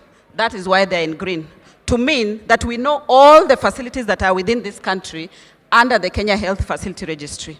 We also know the Kenya Community Health Unit Registry. Remember, we have our community health promoters that link up to the community health unit. We already know what it is, and we have the terminology area. Your Excellency, we are working together with the Ministry of Interior so that we have the unique identifier. Once we have it, then we go ahead and continue development of the Kenya Client Registry. That the unique identifier from Ministry of Interior is the same one that a Kenyan will use to access services all throughout. Your Excellency, last week we launched with you the Human Resource Advisory Council. We want to have a registry of all health workers, that we know who they are, we know their cadres, we know how many years of services they have already done, when they will be retiring, and we can as well know how we transfer them from one facility to the other based on need. Your Excellency, all this done, we have a national shared health records. This national shared health records, Your Excellency, means if a Kenyan is accessing health services from whatever point, they don't need to move around with any kind of documentation. Remember, there are places that you go and you spend time kwa sababu wanafungua file. So we shall no longer have kufungua file. You have your unique identifier that you walk through, and the records here are shared. Should one be transferred from one level of service to the other, they will find their records there. Your Excellency, on this other side, we have what we call the support services, where we have the electronic claims management system. The issues that we are having at NHIF, Your Excellency, those are going to be a thing of the past. Because as you move through the services, there is an invoice that is being generated automatically. Your Excellency, it is based on the costed items that we did. We have an itemized invoice. So the people here, their work is just to do claims management. Then we have telemedicine, Your Excellency, and we also have the National Logistics Supply Chain Management Service. This is where our KEMSA for health products will plug in. All the brokers in between, we are working towards removing them, Your Excellency. On this side is what we call point of care. And Your Excellency, you'll be pleased to know that one of our national referral hospitals, Moi Teaching and Referral Hospitals, you can book for an appointment online from your phone. You go through, you find they are prepared for you. Every point of care that you go through, your name and your details are already there. That is what we call point of care that will take care of inpatient and outpatient. Your Excellency, we have ICHIS. This is our app for the community health promoters. We have already trained them. They'll be collecting data. All this data then filters through to the national shared health records. We have a digital kiosk, Your Excellency. This digital kiosk is meant to create employment for the many qualified health workers who do not have a place to practice, that through their gadgets, then they can link up and even provide services to patients. And lastly, we have other point of care. Your Excellency, all this that you see here is the Kenya Health Interoperability Services. To mean all facilities, including Nairobi County, they have some form of digitization. But now we are providing this platform so that they are able to link through. Our aspiration, Your Excellency, is that all Kenyans will own their records. Besides owning, they will control who accesses and how they access at each point of care. Let's go to the next one. Your Excellency, this is a patient journey. Should one get unwell, this is where they start from the community level through our community health promoters, through this application, EKIS. And all this is logged onto eCitizen, Your Excellency. They come to the facility level where they are provided for services. Depending on the level, it could be level 2, level 3, up to level 6, where there is referral. Your Excellency, the previous I showed you, this is now electronic claims, where our reformed NHIF is going to be, and the other social health insurance scheme. Your Excellency, then we have the back to the community for those who need rehabilitation services. They'll be sent back to the community, and we have our shared health records. Your Excellency, we have moved further at the ministry. We have a total of 28 active agencies. Of the 28 active agencies, 12 have already onboarded on eCitizen. We have mapped out all the services that we need to onboard on eCitizen. Almost 590 are mapped, but 414 are already linked on eCitizen. Let me allow my PS to demonstrate the other two. Thank you, Excellency. Just to demonstrate to you, we have a few of those services that have been onboarded. One is through Damu Kenya. We call it Damu KE. The DEGMO-KE is an end-to-end management information system that automates workflows of the management of blood and blood products from vein to vein national, meaning from the donor to the recipient. The system facilitates track and traces assuring the transparency, accountability of the donated blood, because we want to make sure that that blood that has been donated is accounted and can be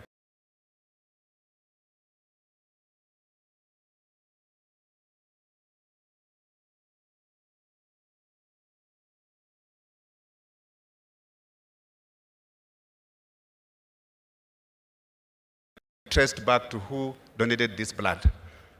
So this system, Your Excellency, it's all in the, here is where you do the registration. So the citizen comes and his or her data will be captured.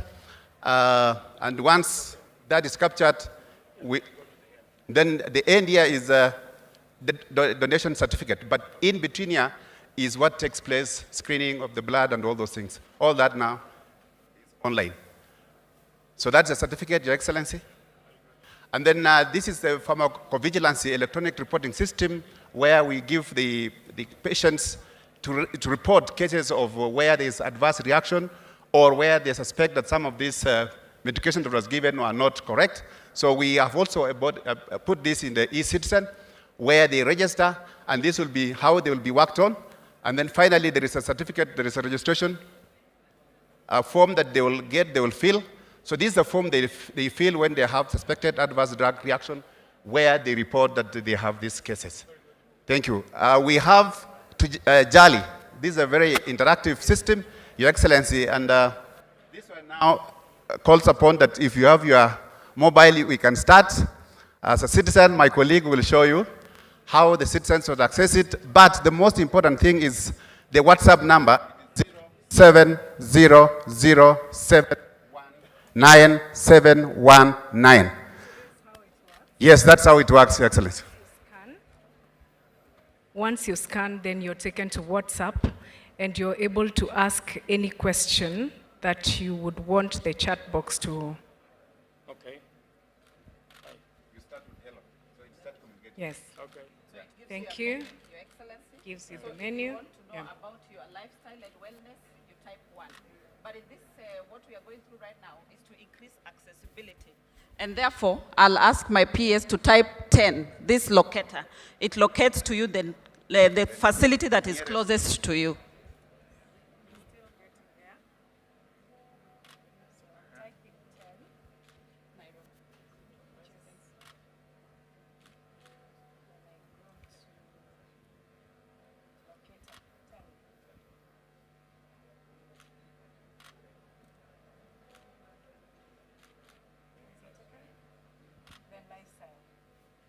No locator.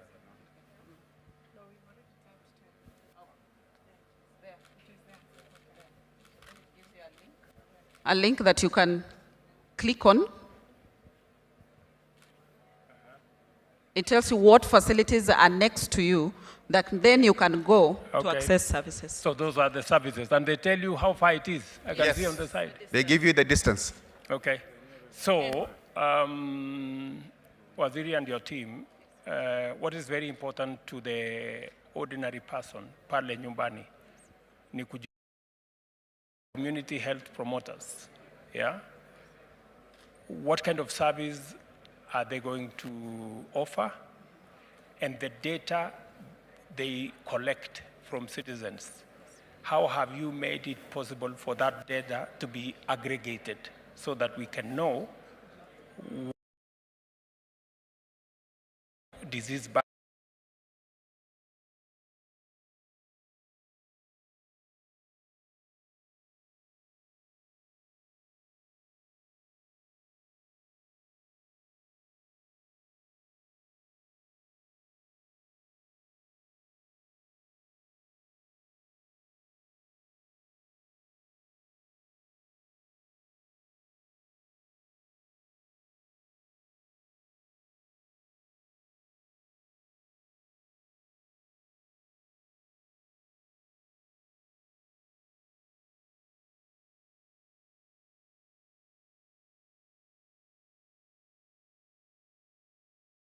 Guys? And on the EKIS application, Your Excellency, are you able to open it live, the EKIS? That after they collect that data on EKIS, we able to have access because it then reports to the National Health Record Services through the core that I explained previously. And from the national level, Your Excellency, we are able even to tell how many times a community health promoter has visited a household. If they have not visited, we are able to tell from the EKIS from the national level. Then together with the counties, we are able to redirect them and tell them that this community health promoter hasn't visited. You see, like here, Your Excellency, it is showing that they visited a household that has mother and newborn, and they are in 2 days' time, they should be visited. This one here was not visited. Jane Kamau, these are household. They ought to have gone, but they did not go. They were due yesterday. So this application, Your Excellency, it is able to assist us to monitor the performance of community health promoters. Very good. And based on the data that they are collecting here, you can see, we can generate reports now. Very good. And based on these reports, then we can even tell what is the prevalence of disease in certain parts of the country. We use it for the national decision making in terms of where should we focus on specialists, where should we focus on the health products to procure. Okay. Waziri, one more question. Yes, sir. You know the big problem we've always had with health commodities and KEMSA. Yes. How is this process of digitization, which you know we discussed, how will this process of digitization assist us to get rid of the challenges we have at KEMSA? Thank you, Your Excellency. Now, on this core, Your Excellency, we have point of care. Point of care, they are recording what is happening at each level. For example, if a pharmaceutical drug is being dispensed, paracetamol at each level, it is visible here on the digital system. When it is being dispensed here, the person at the end, HPT supplier, that is KEMSA, they are able to see that this drug is going down. So then it assists them in their operations to ensure that then they reorder and restock on that. On the other end of KEMSA, Your Excellency, are the manufacturers and vendors, that they are able then to monitor stocks within here. So what this system is doing, Your Excellency, it is removing the brokers that were in between. In terms of, and what they were doing is just to increase the cost of products. So now with this system, it cuts out because KEMSA has visibility of usage of the products on this end, and on this side, they have control because they have communication with the suppliers and the manufacturers of the items, Your Excellency. Similarly, Your Excellency, this system, it eliminates all the issues that we have had regarding claims at NHIF because we have an electronic claims management system here. When this patient is going through all the services, information is being collected. So now you cannot introduce a fake patient in between, neither can you introduce a fake service in between because we have an itemized invoice being managed with an electronic claims management system. Wonderful. Thank you, Your Excellency. Thank you very much. Thank you, Your Excellency. Welcome to the Minister of ICT. Welcome, Your Excellency. This is the Ministry of ICT. Here we want to espouse how we are leveraging on ICT to deliver the entire government development agenda, Your Excellency. You are aware that in your government's bottom-up economic transformation agenda, the digital superhighway is a standalone thematic area because it is an enabler to all facets of what we want to do and also a critical success factor moving forward. So we will illustrate how far we have gone in the delivery of digital infrastructure, where we have the establishment and operationalization of the 25,000 free Wi-Fi hotspots, the 1,450 village digital hubs, the rollout of the 100,000 kilometers of fiber, the setting up of the data centers, and then how, through the Office of the Data Commissioner, we are coming up with an elaborate risk mitigation framework that ensures both data privacy and data security. On the flip side of it, Your Excellency, with that infrastructure in place, we are also going to illustrate how we are leveraging on ICT to move away from the traditional way of doing business to e-commerce. We will also illustrate how we are facilitating optimal exploitation of the potential of the creative industry through our studio Mashinani which is domiciled within the Kenya Broadcasting Corporation. We will also illustrate, Your Excellency, how through ICT we are facilitating virtual registration of journalists through the Media Council of Kenya. So we'll start with PS Professor Kisangani to illustrate what we have here with respect to e-commerce. Thank you, Your Excellency. Our journey has been a long one from this booth. I'm sure you used it one time. As you are calling, people are still queuing to pick it. But you can see we have moved even in terms of the post offices. We are no longer using, some services are not going through this because they are digital. You can deliver letters through the courier services. But as you can see from this illustration, Post Office has already done 772 services, passports delivered through this procedure, and we can still do other things in agriculture, and so long as you just make your order, you can make your order and the pay, and the poster can deliver even to the last mile. So that's where we are, and we are no longer storing money in boxes and strong rooms. Now we can use the digital transformation to do that. So I think you could say, CS has mentioned something about registration of journalists, Your Excellency, and this is where the Media Council is. They have been registering journalists. All you need is to make an application using your phone, and then you will have to be approved and then registered. So anytime they come to functions like this one of yours, they will be just checked, and then that verification can be done, Your Excellency. And I think this is a pet project to you. You have been talking about talent building. Studio Mashinani is here. They are just demonstrating the training that we undertake at Studio Mashinani as they develop talent in music and acting, and KBC is on it, and it has been doing a very good job.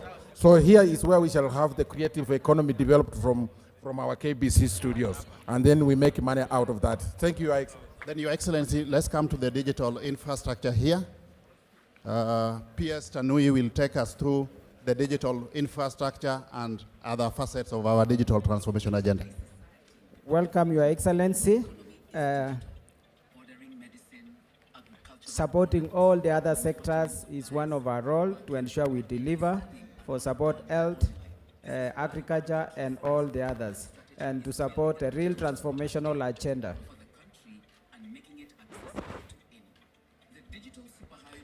This, we are building the infrastructure across the country, the 100,000 kilometers. We have identified all the points that we are going to deploy.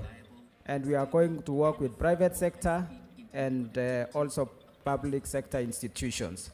And the main 5 points, Your Excellency, on the digital superhighway are this: rollout of 25,000, 1,450, automation of government services, implementation of the physical addressing system to support e-commerce, and digital skills that will focus on jobs and entrepreneurship. Your Excellency, to ensure we connect effectively, we are going to also explore new solutions like this satellite solution. One of the satellite solutions that can be used where there is no fiber will connect. And Your Excellency, the digital superhighway goes to the device, and this is one of the devices that we are working with the private sector. Michael is from Safaricom. These are the devices. First week of August, yes, around there. I want you to speak to that. I had a candid discussion with Safaricom, all the other telcos. You people told me 28th of July, you will have the first rollout of the $40 smartphone. Can you speak to that? Your Excellency, thank you for your patience and your memory. So these are the sample devices that we are working through. That is the 6.5 inch, and that is the 5 inch. So this is the entry phone, entry smartphone, and this is the 6.5 smartphone. These are actually the test devices that we're working through testing and to be submitted for formal approval from a testing perspective. From a timeline perspective, we are working through, oh sorry. We are working through the process of the factory setup. The first part of the assembly equipment is now in country and being cleared. We are looking at the next couple of weeks. So we are fairly confident in saying that in August, we will have the August, device out. are you telling me to tell Kenyans that in August they can buy one of these phones from your enterprises? Your Excellency, in August, we expect that the factory will be producing phones that will be ready to go to market. In August? In August. In August? In August. This year? August 2023. Thank You you. said it. Your Excellency, to grow the digital economy and attract investment, we have the Office of the Data Protection Commissioner. She can speak about some of the things she's doing. Thank you, Excellency, and welcome to our stand. Our role as the Office of the Data Commissioner in these two spouse, the digital economy. And you know, in the era of digital economy, there's a lot of information exchanging, and that is personal data. So we are responsible for making sure that is safe towards digital economy. To Your Excellency, because of the data protection regime, we are able to get more investors into the country so that they're able to invest in this economy.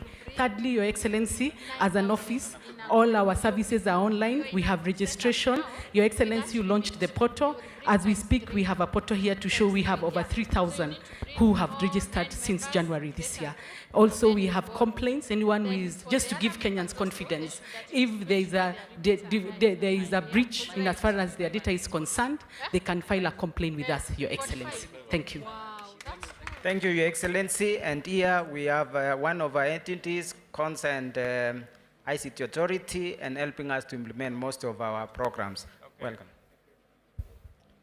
Thank you very much, Your Excellency. Welcome to the ICT Authority. We provide technology to power government digitization.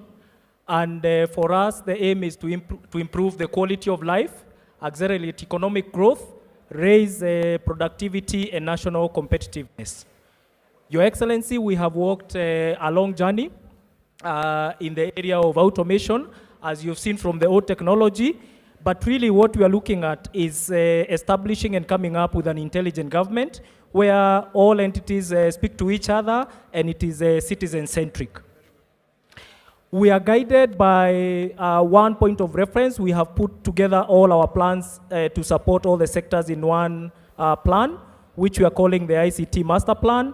And this plan is also providing investors with opportunities where they can be able to plug in the sector. We do have, under the plan, 4 key pillars, Your Excellency. Our PS has spoken to the digital infrastructure, the work we are doing on the rollout of fiber and Wi-Fi. But today, tied to our launch today, is the area of the digital services, Your Excellency. Digital services is anchored on a number of pillars. And what we see as the e-citizen system is the one-stop shop for government. But below it, we have established, and we are in the process of establishing a number of pillars. One of it is the digital identity. Then we are also supporting all the government agencies in automation of their records and digitization of those records. And then also providing the government systems which will then help operationalize the digitization. Your Excellency, just to take you back quickly, the other 2 pillars, one is on digital innovation and enterprise. For this, we have done e-commerce portal, which as we deploy the public Wi-Fi, the people in the markets can go in as a marketplace, and we are going to show you just quickly how that works. We realize that as we deploy this technology and we onboard services and we avail services online, we need to empower our people for them to be able to utilize these services and also skill the public sector for them to deploy and serve our citizens. So, Your Excellency, we will just later on show you. So my question to you is exactly on that lady there. Can you go back there where you are? Have you just come from? No. Yeah, here. You remember this, so what, because you've talked about digital skills, right? And e-commerce and digital jobs, yeah? Digital opportunities. So what is the plan on digital skills? Because we have the program that we are working with TVETs. We have asked our members of parliament to work with you at the ICT to establish digital hubs. Yes, Your Excellency. Or ICT hubs. Yes. 1,450, one in every ward. Yes, Your And I am happy that members of parliament have agreed, and they are already working on the legislation to enable CDF to be deployed in that. And then number three, we also need to bring, working with the counties, and I'm happy Governor Sakaja was here, working with the counties to bring the vocational training centers. There are about 4,000 of them. The vocational training centers in every part of Kenya should be brought into these metrics of them being centers where we can deploy the education on e-learning, e-commerce, and e-skills. Yes. Have you thought about that beyond what we are doing? Waziri? Thank you, Your Excellency. We have already have consultative sessions with the Council of Governors, and the county governments have committed to make the vocational training centers available for this purpose. We have agreed on very, very clear roles and responsibilities. As government, we are going to provide the internet, we are going to provide the personnel. But the county governments, first of all, they will ensure that as we roll out the fiber, they will not be charging anything for the way lifts. That will be free to enhance connectivity. They'll also then subsequently ensure that the polytechnics are available for us to deploy the devices, and they are going a step further to facilitate defrayal of the cost of electricity in all those institutions, so for purposes of sustainability. And have you also considered, just in case the counties don't have the money, for example, to put up an extra ICT facility to be used in the TVET, in the vocational training center? Yes. Have you considered how we can work with members of parliament? Yes. Because members of parliament have proposed that they can use the CDF facility to build either a lab or an extra classroom for this purpose. I would suggest that you explore the possibilities of, just in case, because many of these facilities may not have the requisite infrastructure for you to deploy the internet and the e-learning facility. Again, Your Excellency, that's work in progress. In fact, it is at the very tail end. We have had consultations with the members of parliament through our ICT committee of the National Assembly and the ICT committee of the Senate. They have committed to provide facilities in each and every ward where we can do the deployment of the village digital laboratories. They have gone a step further, Your Excellency, to facilitate amendments to the relevant acts that would enable them to meet some of the costs of the challenges we have been facing, such as electricity, Your Excellency. Thank you. Thank you very much. Thank you, Your Excellency. Welcome to the home of Hustlers. Your Excellency, pardon.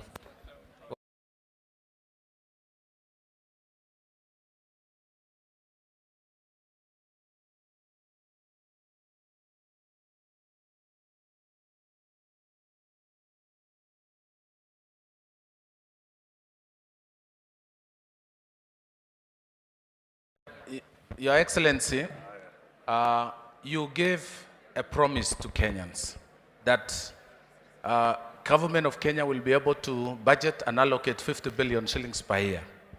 Your Excellency, this is about financial inclusion, financial literacy, digital literacy across the country. Today, that time, Your Excellency, we were talking about simulation. Today, we are talking of a story. We have traveled the journey. Today is exactly 7 days. This is the youngest fund in Kenya, but the largest fund at the same time.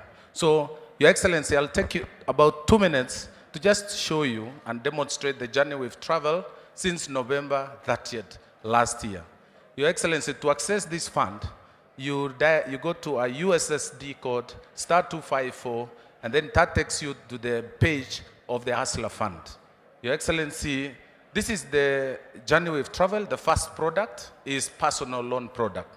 You can see from here, In December, in November, that one day, we recorded 410,000 subscribers. In December, we recorded 16.1 million subscribers. Over time, this month of June, 210,000 were subscribers. In total, Your Excellency, we have been able to register borrowers. 17.2 of those 20.56 are borrowing currently under personal loan. Now, these are the features and the statistics that we are generating from that data. Gender distribution. The men are 53%, women 47%. And I think that's about training. We need to do training because I believe women are the biggest, could be the biggest beneficiaries. Look at the phone type. The feature phone is 55%, meaning truly the borrowers are hustlers, and the smartphone is 45%. Now look at also the distribution in terms of counties. The lowest county is 51,000 subscribers, and the highest, which is Nairobi, is 2 million subscribers, which is almost related to the population distribution across the country. Also, it tells you the fund is equitable. It spreads across the country. Next page, please. Now, the personal loan product, this is the repayment. The county of Nyeri are good people, generally, in terms of payment and honoring debts. And you can see from this number, 76% are paying, Kiambu and all the way. That is how the payment and the demographics we are generating. Now, you go to the next one, the group loan product. Your Excellency, on the 1st of June, during Madaraka Day in Embu, you launched the second product. The number of groups we have been able to register so far, as of today, this morning, is 273,746. The ones that are active and ready to borrow are 26,220, meaning 9.6 of the groups that have been formed. The average, the number of members is approximately 1 million who have borrowed. Now, the ones who have been approved is 6.7, the one undergoing approval is 333. The average ticket, the average loan which has been disbursed is 77 million, and the number of loans that have been issued is 11,000, and the groups that have borrowed are 11,431. Now, the other information we are getting, the average ticket now to the groups is 6,739, and the highest ticket, the highest group that has borrowed is 54,000.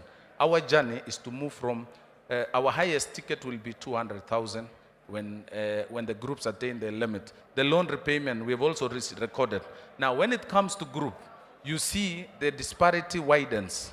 There are more men who are borrowing under groups, 58%, women are 42%. Basically, we think it's about training, sensitization, and capacity building. Now, look at the average age of borrowers. Over 18 to 29, the character and the age of the group is 43%. Basically saying these are youth. And then you go to below 50%. You're saying 70% of the borrowers are below the age of 39? 39, yes, sir. That is 70%? 70%. When you go to the average ticket size, yes, our plan was they should borrow between 20,000 and 200,000. 200,000, excellent. So the highest at the moment is 54,000. 54. That's the highest ticket? So far. So far. So far, but they are on a journey. As they borrow and repay, we keep changing the limit and raising up. And I believe and again, it depends on the group. If the group has it's made of members who participated in the first Hustler Fund. So if you borrowed and paid on time, then your credit score is very high. So the average of the members gives you the limit for that group. So let's go to the next page, please. So registration and formalization, you see we have this e-certificate from MCEA as part of onboarding. And there is a graduation we are building and partnership we are forming. If you allow me, let me allow the PS to just take us through the formalization and partnership. Thank you. Thank you so much, Your Excellency. This has proven to be the most productive digital financing product across the globe. So here, the story we are telling here is that all the Hustler Fund beneficiaries, with positive credit score can now be graduated from the personal loan to the second loan which you are having right now, product which is Chama. And then in the next 2 months, we'll be launching the SME loan and also the startup loan. But again, there is an opportunity now to graduate them based on their positive credit to the Youth Enterprise Fund loan, to Wezo Fund, and also for those ones who are interested in borrowing loans to invest in the manufacturing sector to the level of 20 million shillings, they can also access through KIE without necessarily providing collaterals, because now we are building a culture of credit score. Let's move on. And again, through this product, we've been having conversation with a development partner. The financing gap in Kenya, as far as MSME is concerned, is 20 billion USD. And now they are willing to take on board all the Hustler Fund beneficiaries, the 20+ million Kenyans who have subscribed through that and have registered credit score. We scaled them up so that they can move from micro, small, medium, and eventually to large enterprises. So far we have commitments, we have commitment from the World Bank. We are working on the 3 programs with them, which will benefit the Hustler Fund beneficiaries who have positive credit score. We have KFW, who have put in 3 billion Kenyan shillings to support entrepreneurship development, again, of the Hustler Fund beneficiaries. We have ADB, JICA, EU, and many other partners coming on board. And also, we've had expression from the commercial banks, including KCB. In fact, KCB were asking us, when can we start lending to these 7 million regular borrowers of the Hustler Fund? And we are working out that. We are nurturing a culture of credit score. As you know, we didn't have that culture. Already, the 7 million Kenyans who had been listed in the credit bureau have now successfully been rehabilitated, and now they can be integrated back to the economy. We're also working with the private sector to create a reliable credit score based on alternative data driven by opportunities. For example, those who are investing in our priority value chains, dairy, leather, building and construction, can now have a metric that can support them to access higher. And Your Excellency, here we are promoting a saving and investment culture. I didn't see you with your phone because you were first Hustler Fund beneficiary. You would have checked your saving balance. But I know Mheshimiwa Lelengemit can be able to check. She has been a very good borrower. As I take His Excellency through this slide, start checking your saving balance for us. And here, so far, through the mandatory savings, we've been able to mobilize about 1.6 billion in just 8 months. And also, we can talk of a voluntary saving, which we just launched 3 months ago, that is now has risen to 60 million. Through this culture of saving and investment, we are asking our hustlers can now invest in housing, can invest in health insurance, in education, and any other program that can benefit them in future. We are now, Your Excellency, through this particular progress, we are now transiting our society from social protection to social security. Market linkages, again, Your Excellency, we want to create a virtual market to enhance access to market both local and globally for over 20 million MSMEs that we have in Kenya.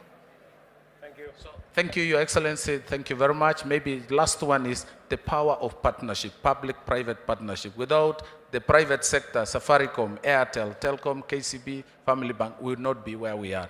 So we are showcasing the power of public-private partnership. And that platform we are creating will create e-commerce. 20 million people can create a powerful e-commerce. The aggregation centers we are building in our counties will be a very good area where we can also showcase the Hustler Fund. Your Excellency. Thank you very much, Waziri. I think the success of the Hustler Fund that is built on a digital platform speaks to the whole of government approach to digitizing government services. 20 million Kenyans, 17 million borrowers, 7.1 million regular borrowers on the Hustler Fund have been able to transact with government, with the Hustler Fund, without knowing anybody. They didn't have to go to no office, They didn't have to speak to nobody. They didn't have to pay no one. Each and every member of our society has been able to access, and the numbers are here. They speak for themselves. County by county, we have 2 million people in Nairobi County. We have 1.1 million people in Kiambu, 848 million in Nakuru, all the way. Kwale, 270,000, not million, 270,000 people. Nyandarua, 200,000 people. Elgeyo Marakwet, 140. So all these Kenyans, Homa Bay, Migori, 322. Taita Taveta, or that's what? Trans Nzoia, 327. You know, Embu, 278,000. All these Kenyans have been able to access this financial government service without having to talk to anybody. It is the same reason why today we are launching another 5,000 government services that will travel the same journey as the Hustler Fund. You don't have to know anybody. You don't have to go to no office. You can actually interact with government, access government service, pay for government service without having to go to no office or to see anybody or to bribe anybody or to influence anybody. That is the kind of government we are building. On a digital platform, using technology, we can make government efficient, we can get government effective, and we can make government accountable. We don't have to lose any money because of pilferage or because of interaction or people, Kenyans having to bribe anybody to have access to any government service. I know members of parliament like Mr. Lelmengit here, they were waiting for government to give them the Hustler Fund money so that they can go and set up an office and distribute the money to their supporters. I'm sorry, Mr. Lelmengit and your group, that it was not possible. The digital platform assisted us, and we made things easier for you. You don't have to struggle identifying people. You don't have to be blamed for giving this guy and not giving the other guy. Technology has made a lot of things easy for us. Did you have something to say, Mheshimiwa? Yes, Your Excellency. I'm also a beneficiary of the Hustler Fund. From the first day, I borrowed 5,000 when you launched, 500 shillings when you launched. And now I can comfortably borrow 3,500. My savings is around 3,200. And we have voluntary savings and we have mandatory savings. Okay. So it depends. When it's, you borrow, for example, you borrow 3,000 shillings, mandatory savings is 150 shillings. Okay. But we can also add on the voluntary savings. Very good. Thank you, Your Excellency. Thank you very much. Congratulations. Thank you, Your Excellency. Karibu to the Minister of Foreign Affairs and Labor. Karibu, sir. Karibu sana, Your Excellency. Here it's a partnership between the Ministry of Foreign Affairs and Diaspora and the Ministry of Labor. It's about Kazi Maju. We're also cutting the middleman. So what we've come up with a platform whereby Kenyans can go online and look for job opportunities all over the world. So we'll be posting a lot of opportunities from different countries. You go in there, you find a section where you can put in your details. It connects you to agents who are recruiting people from different parts of the world or even from this country. You are able to also be able to get a skill assessment done so you can look at the different opportunities, and we connect you directly to the employer. It goes all the way until you leave the country with even a stamp that allows you to leave the country, that immigration has cleared you, that you are going to a job that is known.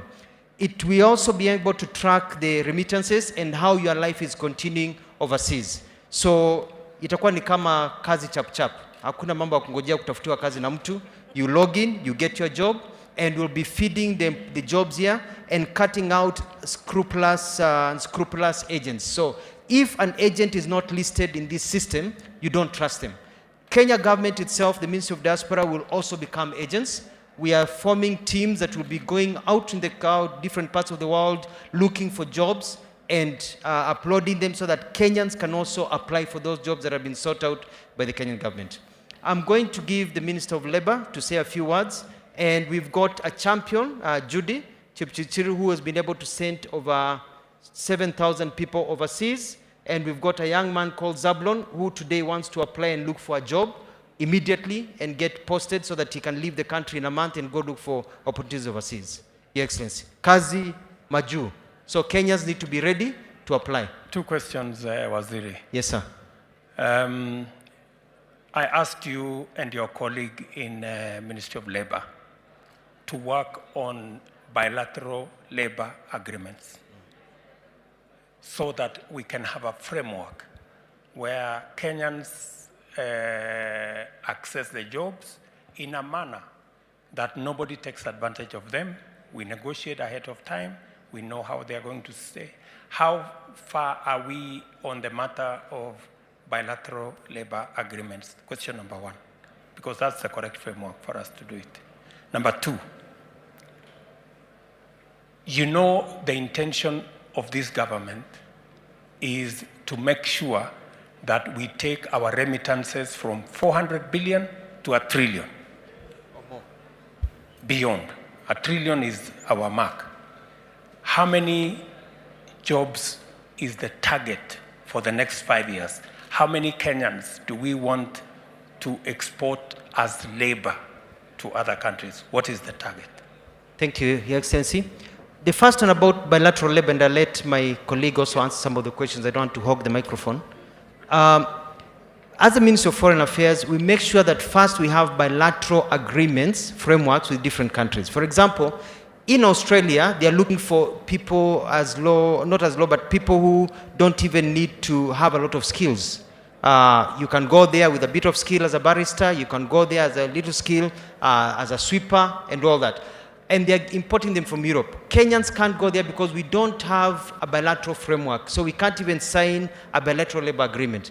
So we are trying to get bilateral frameworks with as many countries as possible. The Ministry of Labor then comes in and initiates bilateral labor agreements. And she'll be able to tell you how far we are. We have signed quite a bit and we're working on the others. I will let Judy also answer the question on the issue of the numbers, because we've been dealing with that so that at least somebody gets a chance to say something also. Thank you, Your Excellency. We work with the Ministry of Foreign Affairs. This is an integrated system. We call it Diaspora Labor Integrated System. On this system, we have everyone here. We have the job seeker, we have the recruitment agencies, and as a ministry, we do the bilateral labor agreements. We've already done with the Gulf regions. We already had for domestic workers, but now we want to review to have the other skills brought on board so that we are able to export everyone, not just the domestic workers. So we've done with the Gulf region.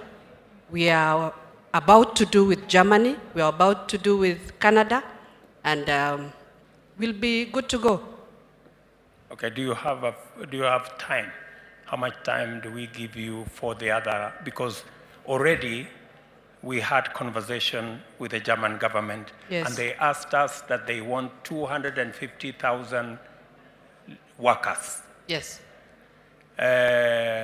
We have close to 100,000 workers going every year to Canada from all over the world. True. A part of that should come from Kenya. Mm-hmm. We have the same thing in South Korea. You remember we were in South Korea. Yes. We have the same thing in the US. We have the same thing in Australia. We have the whole of the Gulf region. Mm. So, and I want you to speak to the fact that the only reason why we have all these problems with the domestic workers is because that was the only labor agreement we had. True. We have more people in Kenya with better skills, with more skills than domestic workers. True, Your Excellency. But we didn't provide for a framework. The other skills. The other skills. Yes. What are you doing to make sure that the other skills are included in that exercise? PS has been working on the bilateral labor agreements with the other technical teams from the other countries. Let him Please, speak about PS. it. That is correct. Thank you very much, sir. In the recent past, we have moved towards professional and skilled cadres. We have sent out 10 BLS. bilateral labor agreements to different countries, including Poland, Australia. Next week we have a meeting with Germany. We already sent them a proposal in the form of a BLA. There is a meeting between Waziri and Canada next week, the Canadian High Commissioner on the Canadian jobs. So we are making progress on that front. We need, on average, 3 to 6 months to negotiate and to conclude all these BLAs that are already in those countries. Okay, jobs, what is the target? How many jobs are we targeting? At the moment, per month, we'll be doing about 25,000. But if we ensure that the BLS in those countries go through, then we'll be able to get about 800,000. Can I take it from you, Waziri, the two ministers and your teams, that by the end of this year, we must conclude the bilateral labor frameworks and the bilateral labor agreements so that we can open the opportunity for the millions of young people in Kenya today who have different skills, out of college, out of school, out of university, to access digital jobs that are available globally. Can I get an undertaking from you? Yes, I give you an undertaking that by December this year, it's going to be a different playing field. And it's not just about, we have to provide opportunities for people to find the jobs. We're also doing a bit of training because they are competing with other nations, Philippines and others, for people to be able to qualify for the jobs and able to compete with others and get employment. But also with the bilateral agreements is also to get good packages. For example, you find in some countries, if your passport is from a European country, you get, let's say, for example, 100,000 shillings. But if your passport is Kenyan, even though you're doing more work than the other person, same qualifications, you're getting 30,000 shillings. So we are trying also to get an equity for our people, so their rights are also not abused in that way. But I give you an undertaking, Your Excellency, that by the end of this year, we'll be looking at those numbers of an average of about 85,000 people a month going overseas. Can we listen to somebody from the private sector? Thank you, Your Excellency. For us to be able to grow our remittance to $1 trillion, we need to look for job opportunities out of the country. And we do have a plan that we've laid down on the strategies on these jobs, how the projections has to come out so that we achieve. And we gave you a proposal that for the ceiling 2023-2024, we are looking forward to create 1 million jobs so that for us to be able to grow our remittance. And we have the framework that we've started as agents, and we are working with the ministry so that we achieve that. Thank you. What do you need to do? You are among the agents who are scouting for these jobs, right? Yes. Now, what has been the problem in the past between the agents, the government of Kenya, the jobs, and the other countries? And how have we addressed it over the last couple of months? Thank you, Your Excellency. The problem that we had before is because the government was working in silos, where they were working and having information on their own, and the agents were on their own. But now, the recent few days that we've come together, we are working as a team, whereby the ministries sent us the information to where we are able to move. And we are on this other end telling the government where we need to look for jobs. Yep. So there is now a collaboration. Under Yes. the framework, we said, what was that framework we called it? Foreign employment? Labor Export Acceleration Team. Labor Export Acceleration Team. Yes, thank you. To make sure that we bring together the agents and the opportunities they have access to, and make sure that government facilitates yes. The skills, to identify where the skills are, connect them with the jobs, and be able to export labor. Is Yes. that correct? Yes. Very good. Thank you so very much. much. Thank you. Thank you, Your Excellency. Thank you, Excellency. Karibu to Visa, Your Excellency. This is Visa, Your Excellency. This beautiful lady is going to take you through. Your Excellency in Kenya. First, congratulations on enabling over 5,000 services on eCitizen. We didn't think it was going to happen, but we're here today, so congratulations for that. But over and above that, we are a partner of eCitizen. We are powering the eCitizen platform through our secure payment gateway, CyberSource, that makes it possible for cardholders, whether locally or internationally, to pay for government services online. But as we are part of this transition journey. We are working with the Directorate of eCitizen to enable technology, to provide financial resources that will help create awareness, that will help create thought leadership, that will help advance the platform so that there is more access, and it's an engaging platform for the government to engage with the citizens. But the other thing, and I want to just take a minute of your time to talk about, is what Visa has done. As Gava goes mkononi. So we are now making it possible for hustlers to accept digital payments on their mobile phone. And that's what I want to take a minute to show you how we're doing it. Because if they can't collect, if they can pay if they can sell digitally, then they can pay for government services. Yeah. Thank you so much, Your Excellency. My name is Paul, and I'm happy to take you through how a small trader or an hustler or any other businessman is able to receive payment digitally and at the same time also be able to pay out the payment digitally. So initially, we used to have a challenge whereby I needed to have a separate device for me to accept Visa transactions. But right now, what we've done, and it's been a journey, is all what you need is your phone. So as long as I have a smartphone, I can have the payment capability in my phone. Now with that, it will enable my customers, whether I'm a mama boga, or I'm selling a shop like this one, and people are buying sodas and bread, they'll be able to pay digitally on my phone. And then when I receive the payment, I'll be able also to make my payment, either to my suppliers and other payments. So for example, thank you so much, Your Excellency. For example, if I'm in this shop here and you're buying bread and let's say some soda and some water, then I'll just go to my phone. It is just a normal phone. I'm using actually my own phone, and I'll be able to do a Visa transaction. Assuming the items you've picked are for 450, then I'll be able to charge my card, and I'll be able to receive the money. So I'll receive the money from my card, and then the money will go to my bank account. Thank you. Thank you, Your Excellency. Welcome to Safaricom. The CEO of Safaricom is going to take you through, Your Excellency.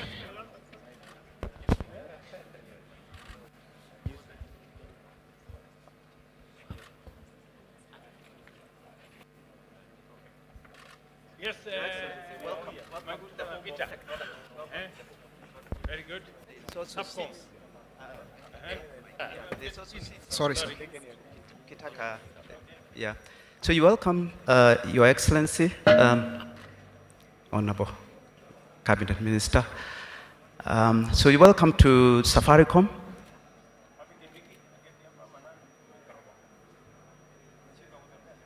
Yeah. So you're in the home of technology. First, I want to congratulate you for the big progress in terms of digitization and going over the milestone of 5,000 transactions, or rather services to the citizens. I still remember in November on 30th when you were sitting asking me a question just before the launch of Hustler Fund, and you asked me the question, Peter, how do you feel? I told you, I hope the system will work. So I hope that I can demonstrate we have the capacity, but also it's secure, that it will work. So we are ready to be the platform that fuels and supports the whole digitization.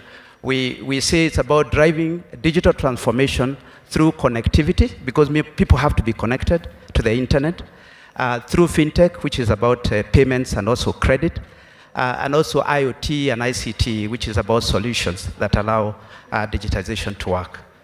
So I'll start with the fintech side, which is the M-Pesa side. So of course, Safaricom enables real-time payments for government, and that creates transparency, but also from the person who is paying, it is lower cost, they do not have to travel, and we fuel secure transactions on a daily basis. And you've heard from all the rest of the presenters that they rely on M-Pesa in terms of payment. And the fundamental basis of M-Pesa is actually payments.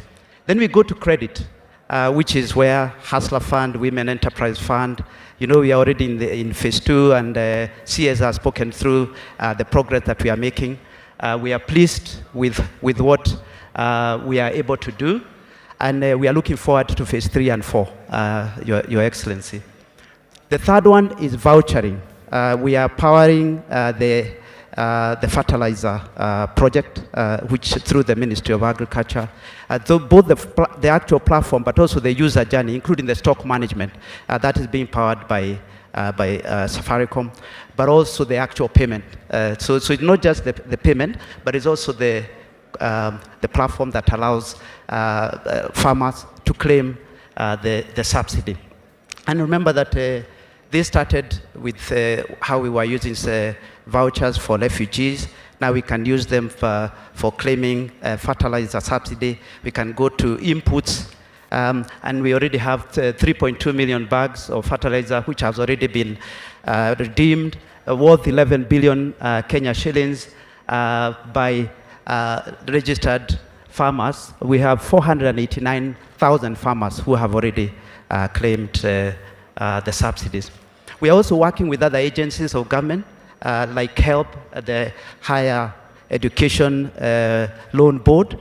So students can actually pay and manage their loans through this, including we are giving them a credit score so that they understand which students are doing the right thing. And the money is actually, we ensure that the money is used for what it is supposed to be used for. So if money is used for, it's supposed to be used for tuition, it goes to tuition. If the rest of the money is open, then the platform actually manages that. The second thing that we wanted to talk to you, Your Excellency, is connectivity. And our commitment is to ensure that everyone has access to the internet, whether it's through mobile and also through the fiber network. I know you have a big plan for the fiberization of the country.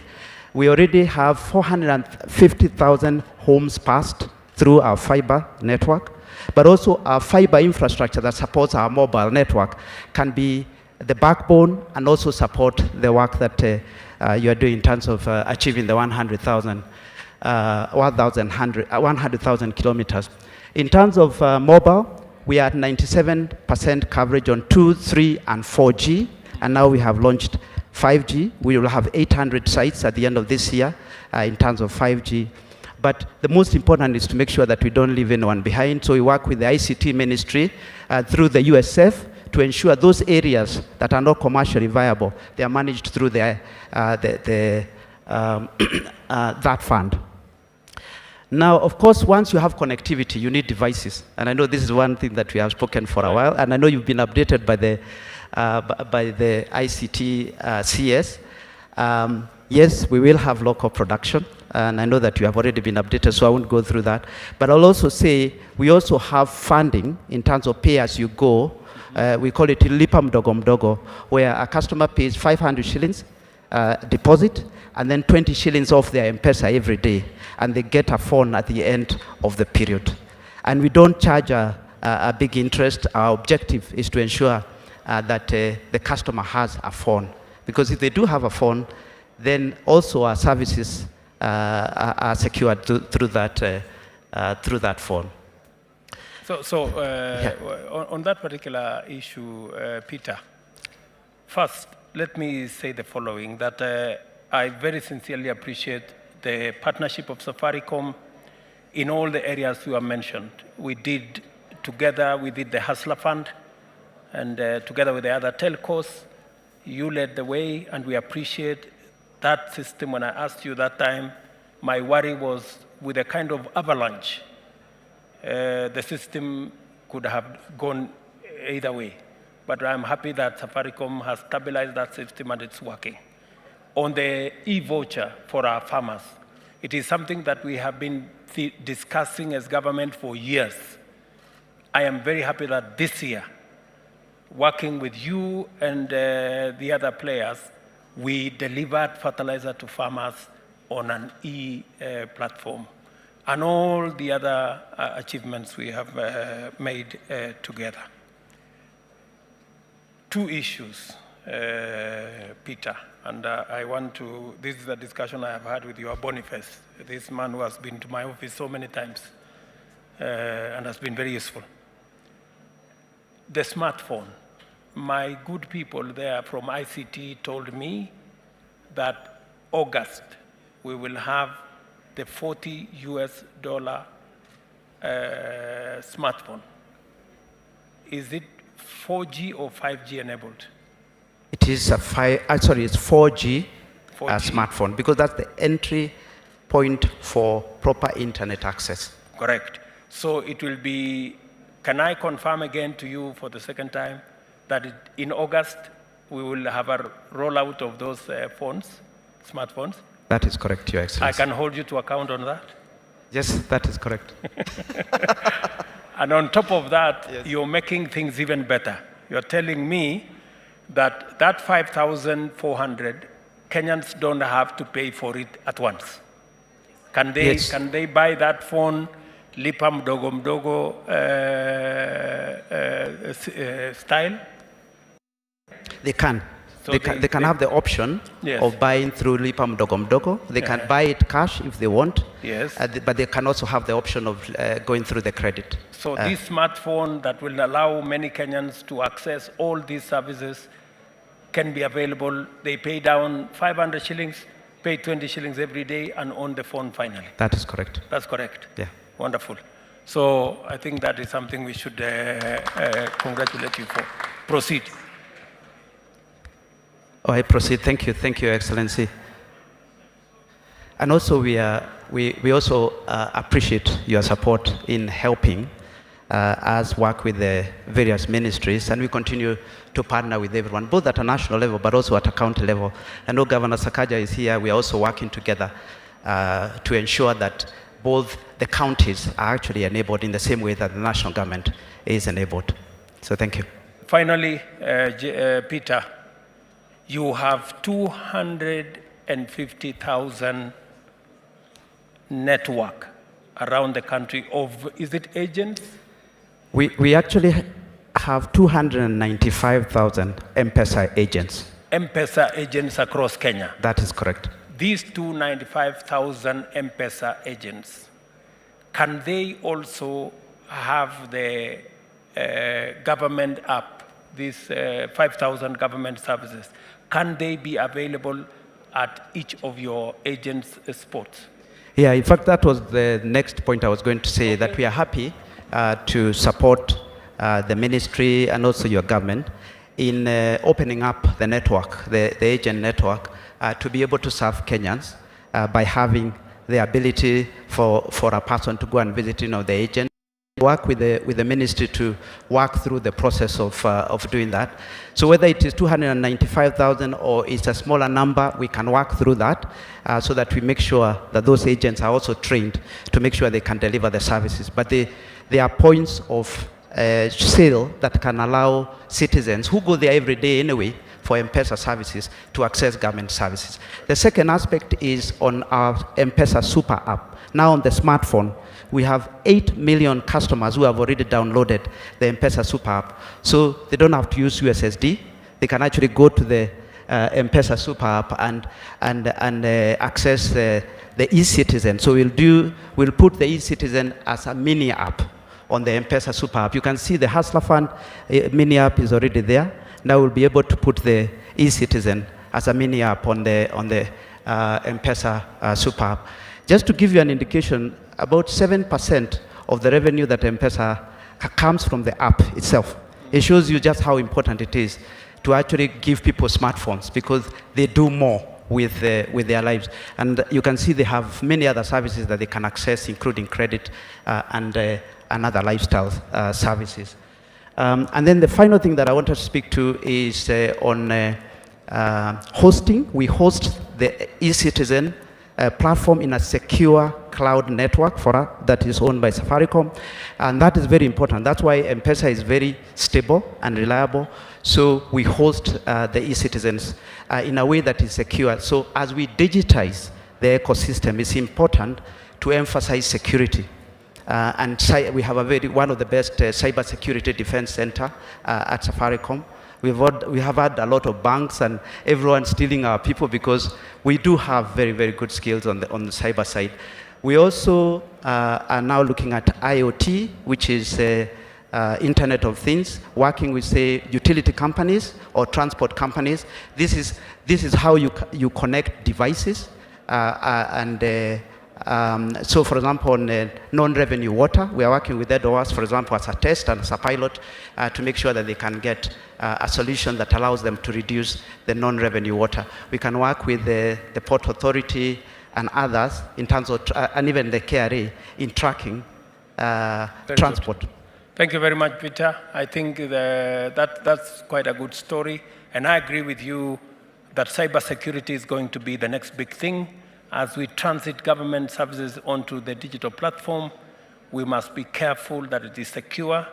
We appreciate what Safaricom is doing, but I've already instructed Waziri here to work with his team to make sure that we have a backup of all the services of government at the DoD, and we have another backup at a secure place, which I have told you where you're going to have several backup facilities, and that because of the sensitivity of this platform, now that the whole of government is moving into that platform, security becomes front and center. And I have told Waziri here to consult with his colleague, Owalo, so that we can consolidate the whole of the e-citizen platform at the Ministry of Interior, so that we are also seized of the security requirements that are necessary to secure the delivery of government service on a platform that cannot be accessed by people who don't have to. That's great, Your Excellency, and we'll continue to work with the team. The final one is the communication itself. So we've worked with PHB Talk and the rest of the team in terms coming up with the comms, and you've talked about the channels that we can enable, including the communication. We are experts in driving brand. You know what we did with Hustler Fund. We can also support on this, and very, very happy to be involved. Thank you, Sana, Your Excellency. Thank you, Your Excellency. We now welcome you to the world of digital content creators. Your Excellency, these are among the 1,000 jobs that are being created by digitizing.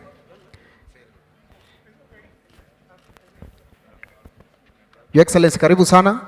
This here is Phil. He's a top film content creator, and he has an online radio show that is live already, Your Excellency. Ukiingia hapo sasa utakuwa live kwa studio akuuliza maswali mbili.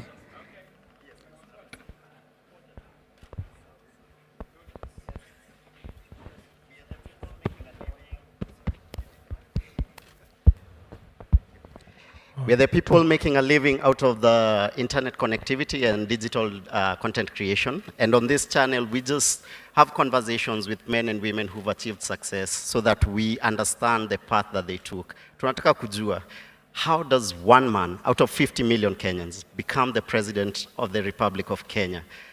What constitutes, what's the DNA of such a man? Is it their upbringing? What virtues? What culture did you have? Yeah, we want to know, how did you get here? How did you achieve success? First, let me tell you, I'm just an ordinary Kenyan, like all other Kenyans. You don't have to be special, you don't have to be super, you don't have to be genius, you just need to be a simple Kenyan to be able to get where others get. And let me also tell you that we're all equal, both before God and before our Constitution. And you don't have to be special to achieve, or you don't have to be extraordinary to achieve extraordinary things. You can be ordinary, but still achieve extraordinary stuff. And being a leader is just like being an artist. I would also ask you, how did you, out of 50 million Kenyans, be the special guy that you are in your field? God, Manzi. So it's just all of us are special in our own way. All of us have talent gifted differently. Not everybody can be president. Not everybody can be an artist, a good artist like yourself. It is just the paths people choose. But that does not make you extraordinary or special. It's just that you have an opportunity. God brings opportunities across. Hard work, determination, focus, drive, passion, takes you there. But you have to be available to do what you must do. Let me say this, that those of us who have the privilege to serve in certain categories, it is not because we are special. No, it is because we have opportunity. Very many Kenyans can do the job I do. Very many Kenyans can do the job you do, right?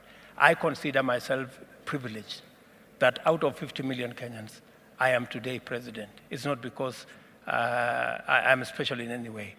God has given me an opportunity, and that is why I don't take it for granted, and that is why I work very hard, because I need to make a difference. That's why, for example, we are here today launching this program. A lady just across in Visa reminded me that when I told them as Visa that time, because they are supporting us on e-citizen, when I told her that we were going to have 5,000 government services in 6 months, she just said she didn't believe it, right?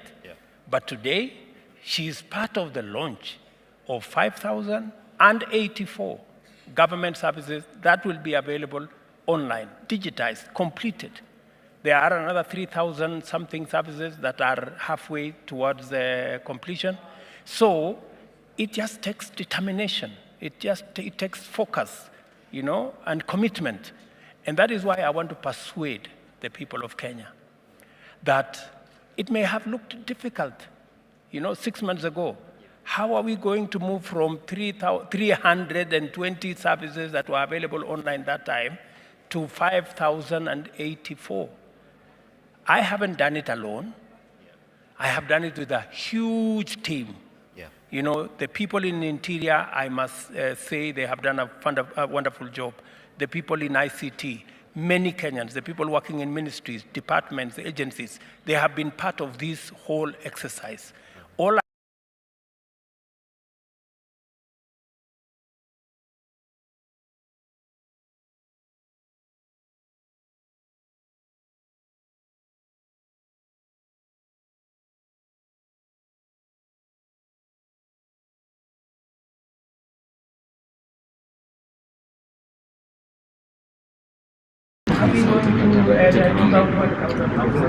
I'm going to get everything.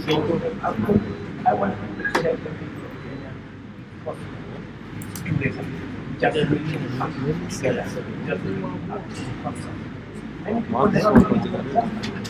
We will have a rollout of the Hustler Fund. In fact, some people, professionals, I don't want to say from where, told me, how is this going to work? This has to get lost.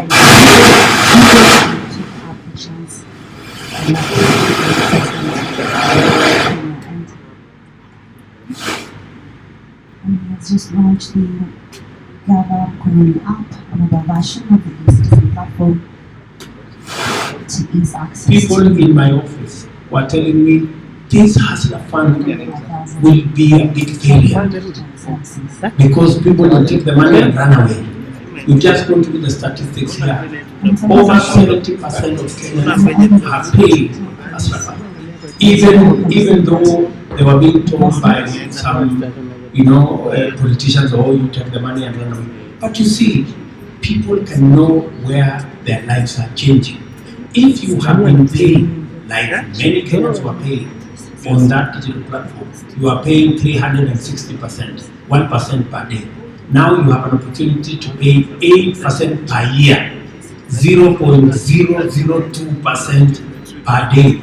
Why would you want to abuse that kind of facility? That's why many Kenyans are paying. That's why we are now scaling up to Hustler 2.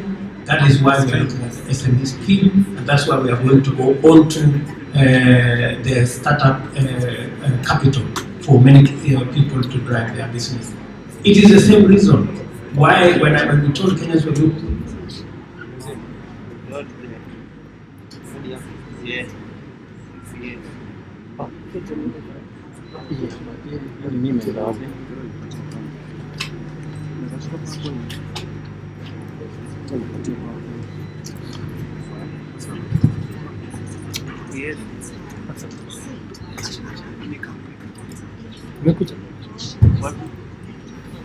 Remember, this is what we just want transformation and first of all, which has been but one thing plan is to build 200,000 houses every year. Yes, program is one of the initiatives to ensure that the housing deficit of today's in the country is addressed. Now, please, he did assure the President that the evaluation and design of social houses is ongoing in 178 constituencies. With the goal of rolling out this exercise in 3 constituencies.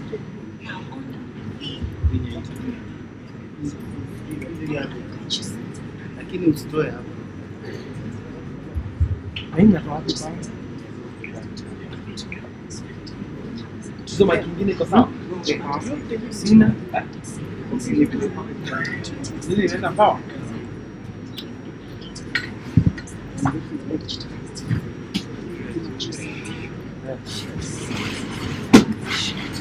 So now it's completely gone. By UPS.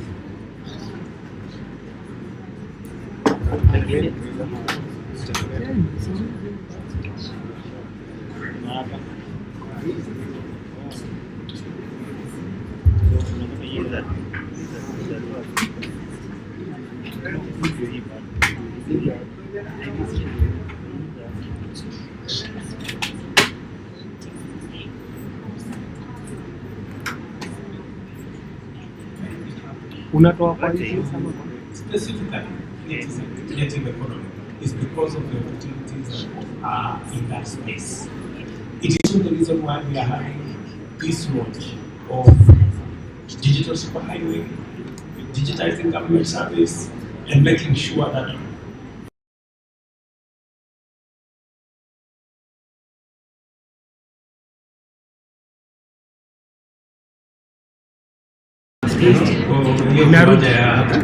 that is where the future is. Creative this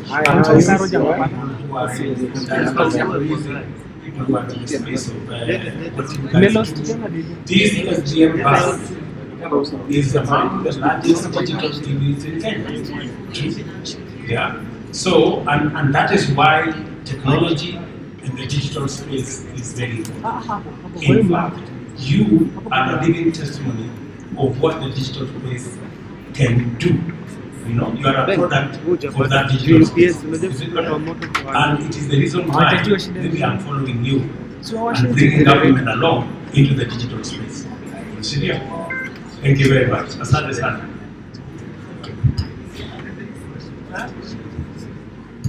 Yes, this is the heart of your government. Yetu ni yenye ikakutolea extension. Imetoka pale. Hivi imetoka huko ni sawa.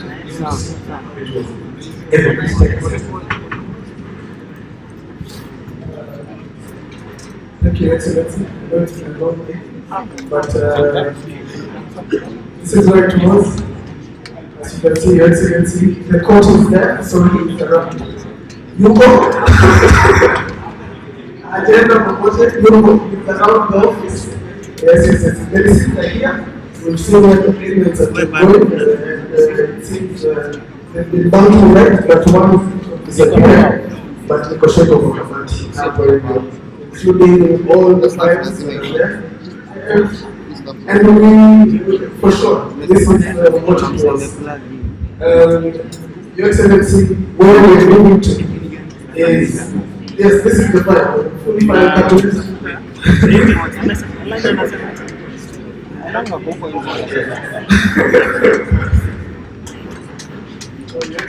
This is where we are. Right now, the platform of collective is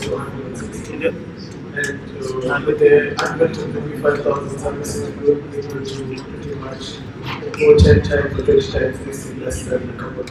So we are hoping to get that going. This is all we need to services. 300 services that have been running on the platform. And this is small services. Yes, small services, very easy payments, 120 shillings. The amount of about 35 million transactions that are moved through that. Here we have current services onboarded, and this is what we are very doing. We have a local vote of particular services. This is where we are now.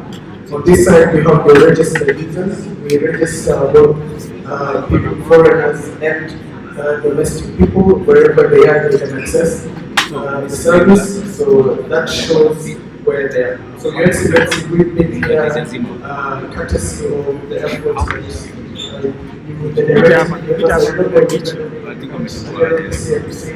Let's get 5,000 services by June.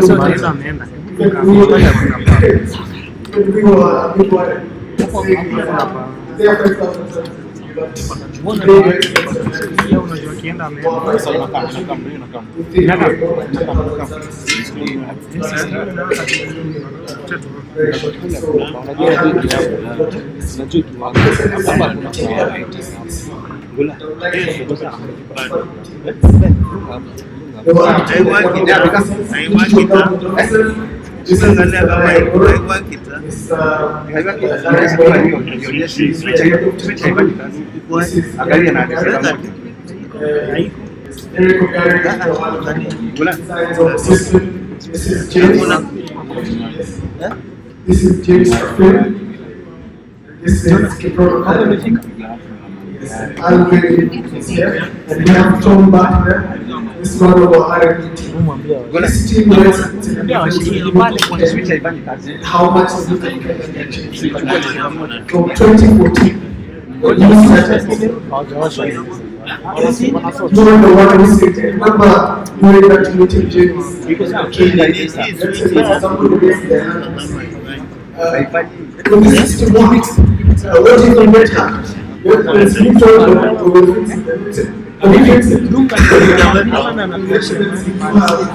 Literally help and you were 100%. So thank you very much. This gentleman can attest to that. So, Your Excellency, I'd like to take you to the future, where we are now going to. Right now,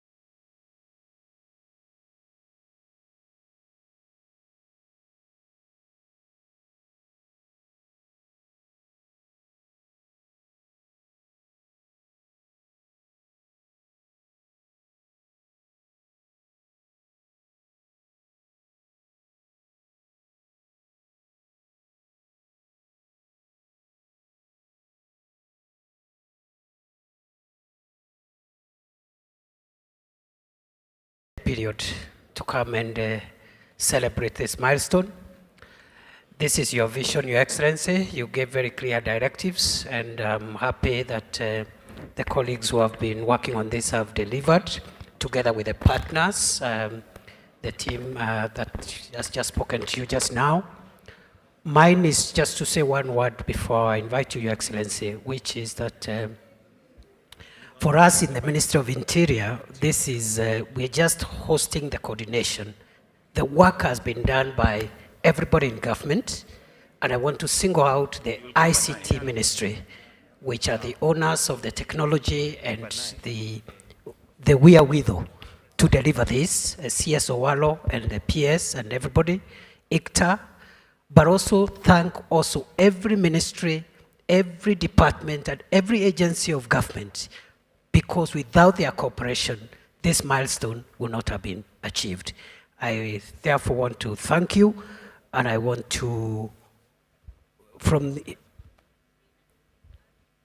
yes, Your Excellency, at this juncture, allow me to invite you to launch the milestone of the e-citizen services of the government of Kenya that has been realized up to this point.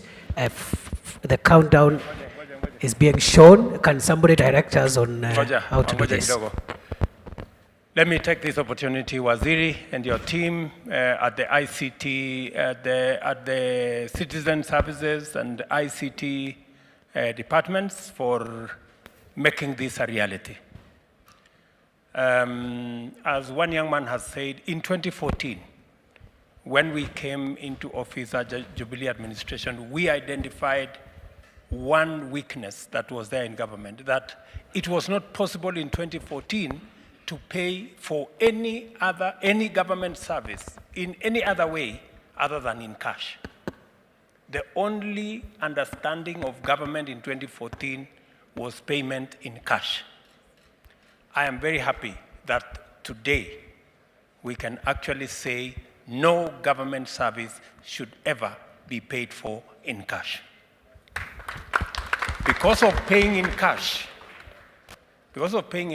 we've had a big challenge of corruption, of bribery, of confusion, of unavailability of the service, of come tomorrow, the file has got lost, the person who is supposed there is on leave, or he has gone on sick leave, or he has done this.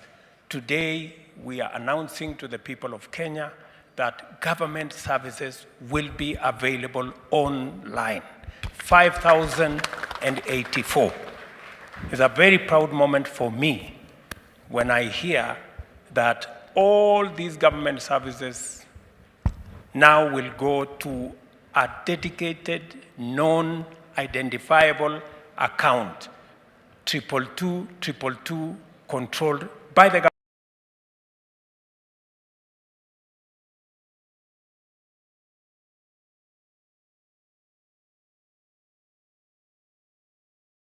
government of Kenya, by the Treasury of the Republic of Kenya. And that with this launch today, 5,084 government services will be available. You can pay for them without traveling to any office, and that we can account for the money that is paid for by the people of Kenya while paying for government services. And even the services that are available for free, people of Kenya can access. I want to thank the banks, Equity, KCB, Cooperative Bank, Safaricom, and all the other telcos for partnering with us. Now it will be possible for government services to be available in all government offices, but also available in over 300,000 spots elsewhere in Kenya, apart from being available on your telephone. And we are making it easier for people to access smartphones. As I have said, we are working with our telcos, and in August, we should be able to have access to a 4G-enabled phone that is affordable for the majority of the people of Kenya. Congratulations to all the people who put this together. Thank you. I did the easier part. You guys did the more difficult part, but we did it together. So I want to say I am very happy that this service is being launched today. And I have heard about the future. The future is And Waziri, again, the same way, I promised the people of Kenya that we will have 5,000 services online by 30th June, and we have achieved it. In the next 90 days,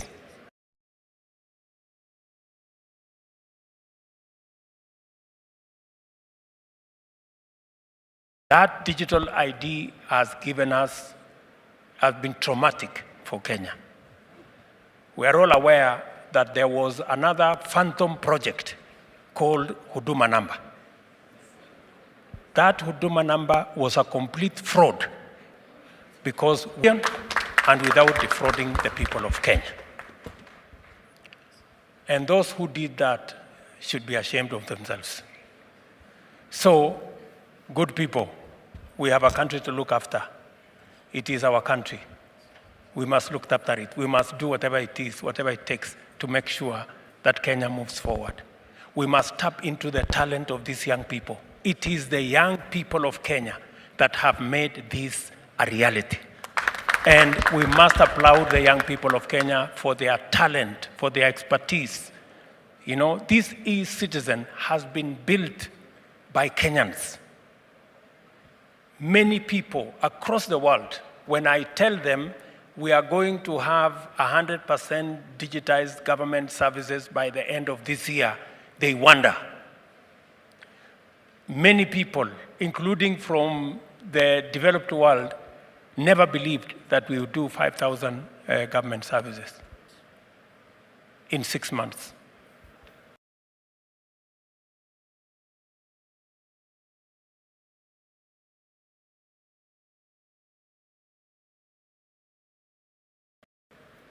Visa, a world-renowned company, just told me there, they never also believed that this was possible. But it became possible because of the young people of the Republic of Kenya. Congratulations, Evid and your team. Congratulations, the people at the Ministry of ICT. Congratulations, the people at the Citizen Directorate and Citizen State Department. Waziri and your team, Pongezi, for providing the leadership and for proving that Kenyans can always do their thing and make our country great.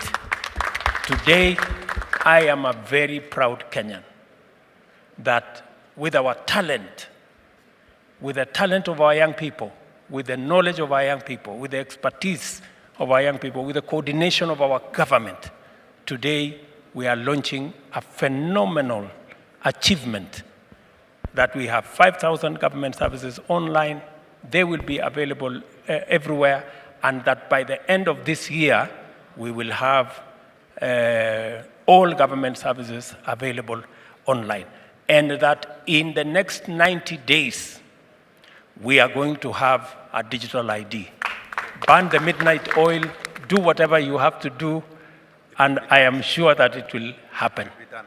And shortly, we will be collecting our taxes also using the e-citizen platform. I know there is work going on around there, but again, congratulations to all of you. Two things are outstanding for us to complete this. Digital ID, digital signature, finished. Then,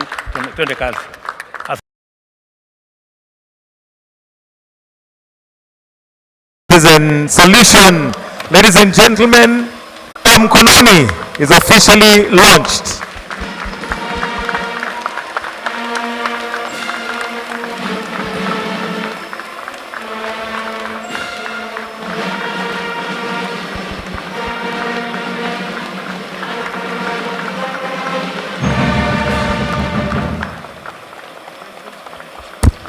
Mr. President, you're welcome to now chair the cabinet briefly as we now also launch the digital signature.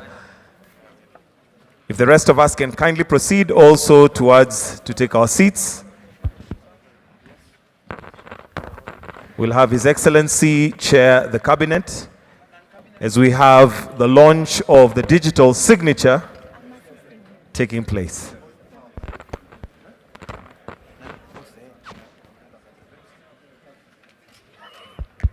Your Excellency, as Kenya continues to onboard e-government services and to pave a path towards digital transformation, a digital signature becomes very critical to close the loop.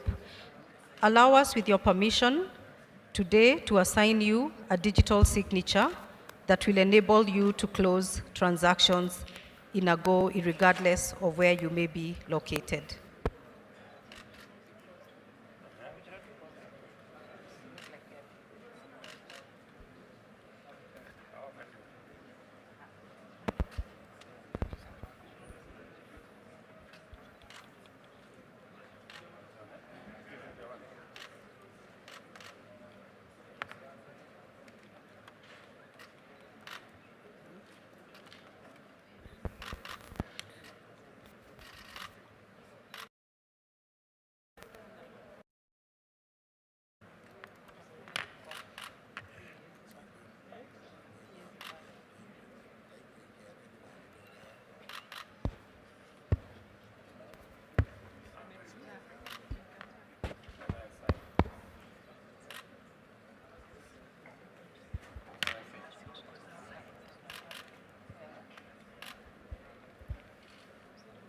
Yes.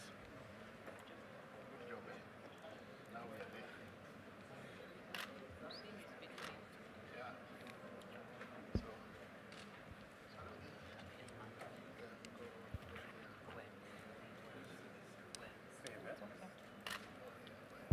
As you can all see, we have a very digital cabinet right here, doing away with a lot of paper trail, but going digital. We now have His Excellency's signature, electronic signature, done. And we have the CSs there just witnessing.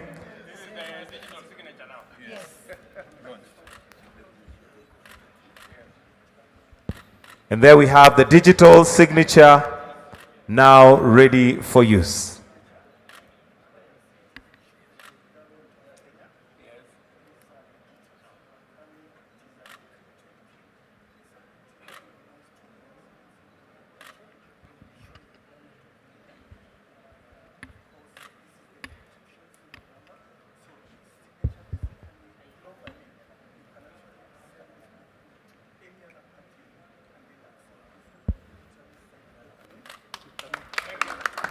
One, two.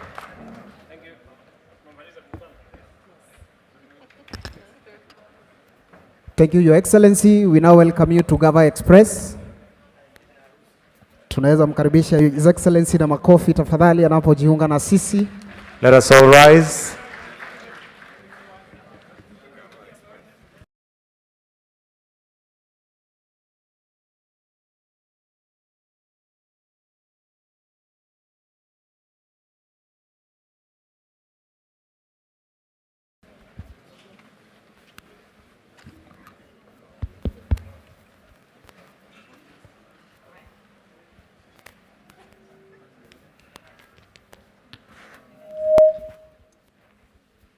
We may take our seats, please.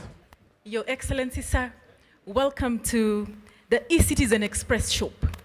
We are trying as much as possible to have the government in our hands and very close to us, so that government services are as close to us as possible, so that anybody who is in the remote areas, if they say they cannot access government services, they will be accessing the Government Express shops that will be across the country. We are working together with Safaricom to ensure we set all these Government Express shops across the country, so that everybody can now access government services as quick as they can. So this is Government Express, Gavam Kononi. Thank you, sir.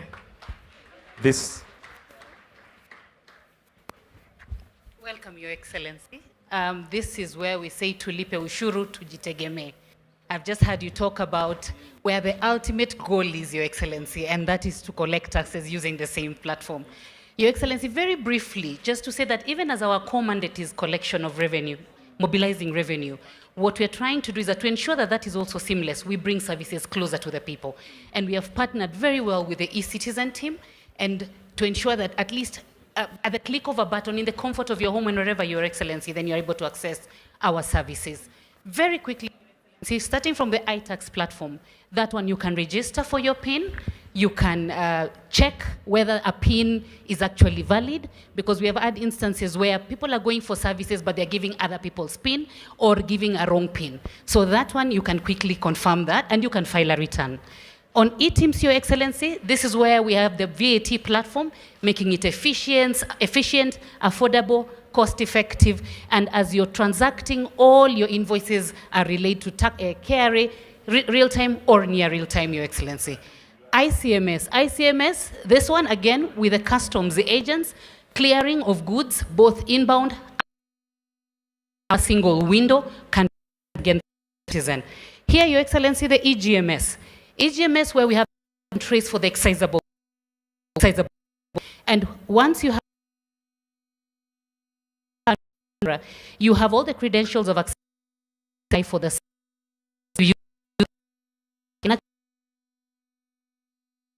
all that again, Your Excellency, at the click of Excellency. You have again consistently talked about malpractices, tax offenses.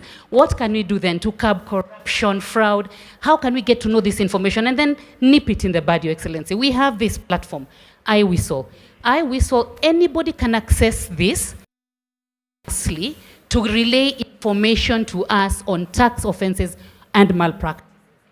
Your identity remains anonymous, and we have token to encourage taxpayers and other people. Because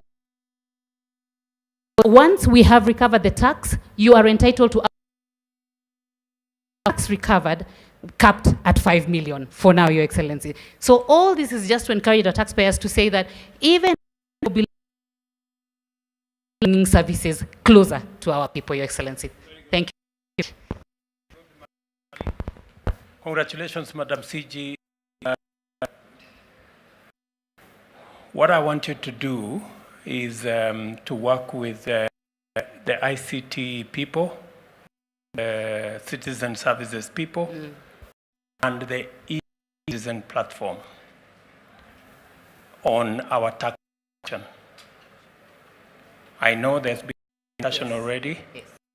I want that fast-tracked so that in 120 days, one appears, 120 days, I know we should have completed the transition of collecting government. Will not have been now available on the digital platform on e. Understood, Your Excellency. We take if you understand what I'm saying. Fully. Thank you. To NTSA, Your Excellency, we witness a wedding, which we shall tell you about briefly, but this is indeed a real couple, but we have NTSA. All services, 46 of them have been digitized, and I'm today with Director General George Njau, who will take through the vehicle tracking system of all the commercial vehicles in the country, and the smart driving license system as a demo to some of the core services we've done. Your Excellency, this is the of the Hustler Authority of Roads and Transport. It interacts with Kenyans and all cadres almost on a daily basis. Director General George Njau. Your Excellency, thank you very much. We need to give dignity back to our people. Stand on stages. They don't know when the spot is coming. They don't have visibility. They don't know who the driver is. They don't know the vehicle that is coming. We need to return the dignity back to them. This is the reason why on Monday you gave certain directives to start off. Directives include making all the are visibly across the country. What we're trying to demonstrate here is we're using the speed limiter data set. It's supposed to limit the speed and transmit. We want to take it further. You challenged Governor to the routes. We need to know where vehicles are operating and how they're operating. When I was listening to you coming in, and I picked up 5 different items. The police stated that